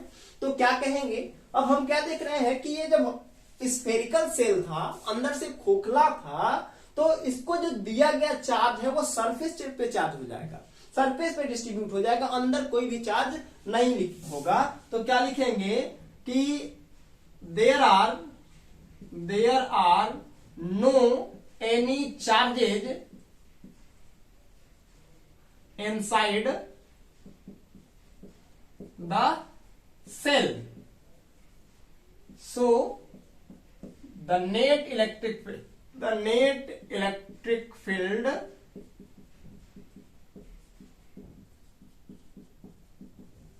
inside the cell is 0। कितना होगा, यानी कि E की वैल्यू हमारा अंदर कितना मिल जाएगा, 0 मिल जाएगा, है ना। कितना मिलेगा अंदर इलेक्ट्रिक फील्ड, 0, कोई चार्ज ही नहीं है, और जब चार्ज नहीं है तो इलेक्ट्रिक फील्ड भी नहीं प्रोड्यूस करेगा। इस बेस पर हम लोगों ने कह दिया कि अंदर कोई भी इलेक्ट्रिक फील्ड नहीं होगा। बात क्लियर है, इसका भी आप स्क्रीनशॉट ले लीजिए, बड़ी मजेदार टॉपिक था। यही सबसे ज्यादा इस एप्लीकेशन का सबसे ज्यादा इंपॉर्टेंट टॉपिक यही है, क्योंकि इसमें आउटसाइड भी फाइंड करना है, इनसाइड भी फाइंड करना है और ऑन द सरफेस भी फाइंड करना है। इस वजह से ये टॉपिक बहुत ही ज्यादा इंपॉर्टेंट था, और ये न्यूमेरिकल के व्यू से देखा जाए या फिर डेरिवेशन एग्जाम में आने के व्यू से देखा जाए तो ये दोनों ही केसेस में बहुत ही ज्यादा इंपॉर्टेंट टॉपिक है। बहुत ही ज्यादा केसेस में हर एक साल नियर अबाउट ये आ जाता है, तो इस वजह से हम इसको क्या करेंगे, थोड़ा सा फोकस करके पढ़ लेंगे। आज का हमारा क्लास जो था गॉस थ्योरम था, गॉस लॉ था और एप्लीकेशन ऑफ गॉस थ्योरम था, जो कि खत्म हुआ। गॉस थ्योरम को, एप्लीकेशन ऑफ गॉस थ्योरम को हम लोगों ने एक ही वीडियो में पढ़ लिया। आई होप कि आपको वीडियो अच्छा लगा होगा, बस समझ में आया होगा। जो टॉपिक नहीं समझ में आया होगा कमेंट बॉक्स में बताएं, तुरंत हम उसको सॉल्व करने की कोशिश करेंगे। साथ ही साथ अगर आप हमारे चैनल पर नए हैं तो सब्सक्राइब करना मत भूलिए, लाइक करिए, शेयर करिए और सब्सक्राइब करना एकदम मत भूलिए। सब्सक्राइब मस्ट है। जब तक आप अपना प्यार दुलार हमें नहीं देंगे तो हमें भी पढ़ाने में उतना ज्यादा इंटरेस्ट नहीं आएगा। इस वजह से आप सब्सक्राइब करते जाइए, जैसे जैसे आपके पास वीडियो पहुंच रही है सब्सक्राइब करते जाइए, सब्सक्राइब करना मस्ट है। मिलते हैं नेक्स्ट क्लास में, नेक्स्ट वीडियो में। न्यूमेरिकल क्लास होगा, न्यूमेरिकल पढ़ेंगे हम इस चैप्टर का। बहुत ही अच्छे न्यूमेरिकल्स होंगे, एनसीईआरटी न्यूमेरिकल सॉल्व करेंगे जो कि एग्जाम में आते हैं। साथ ही साथ कुछ IIT जेईई के क्वेश्चन भी सॉल्व करेंगे।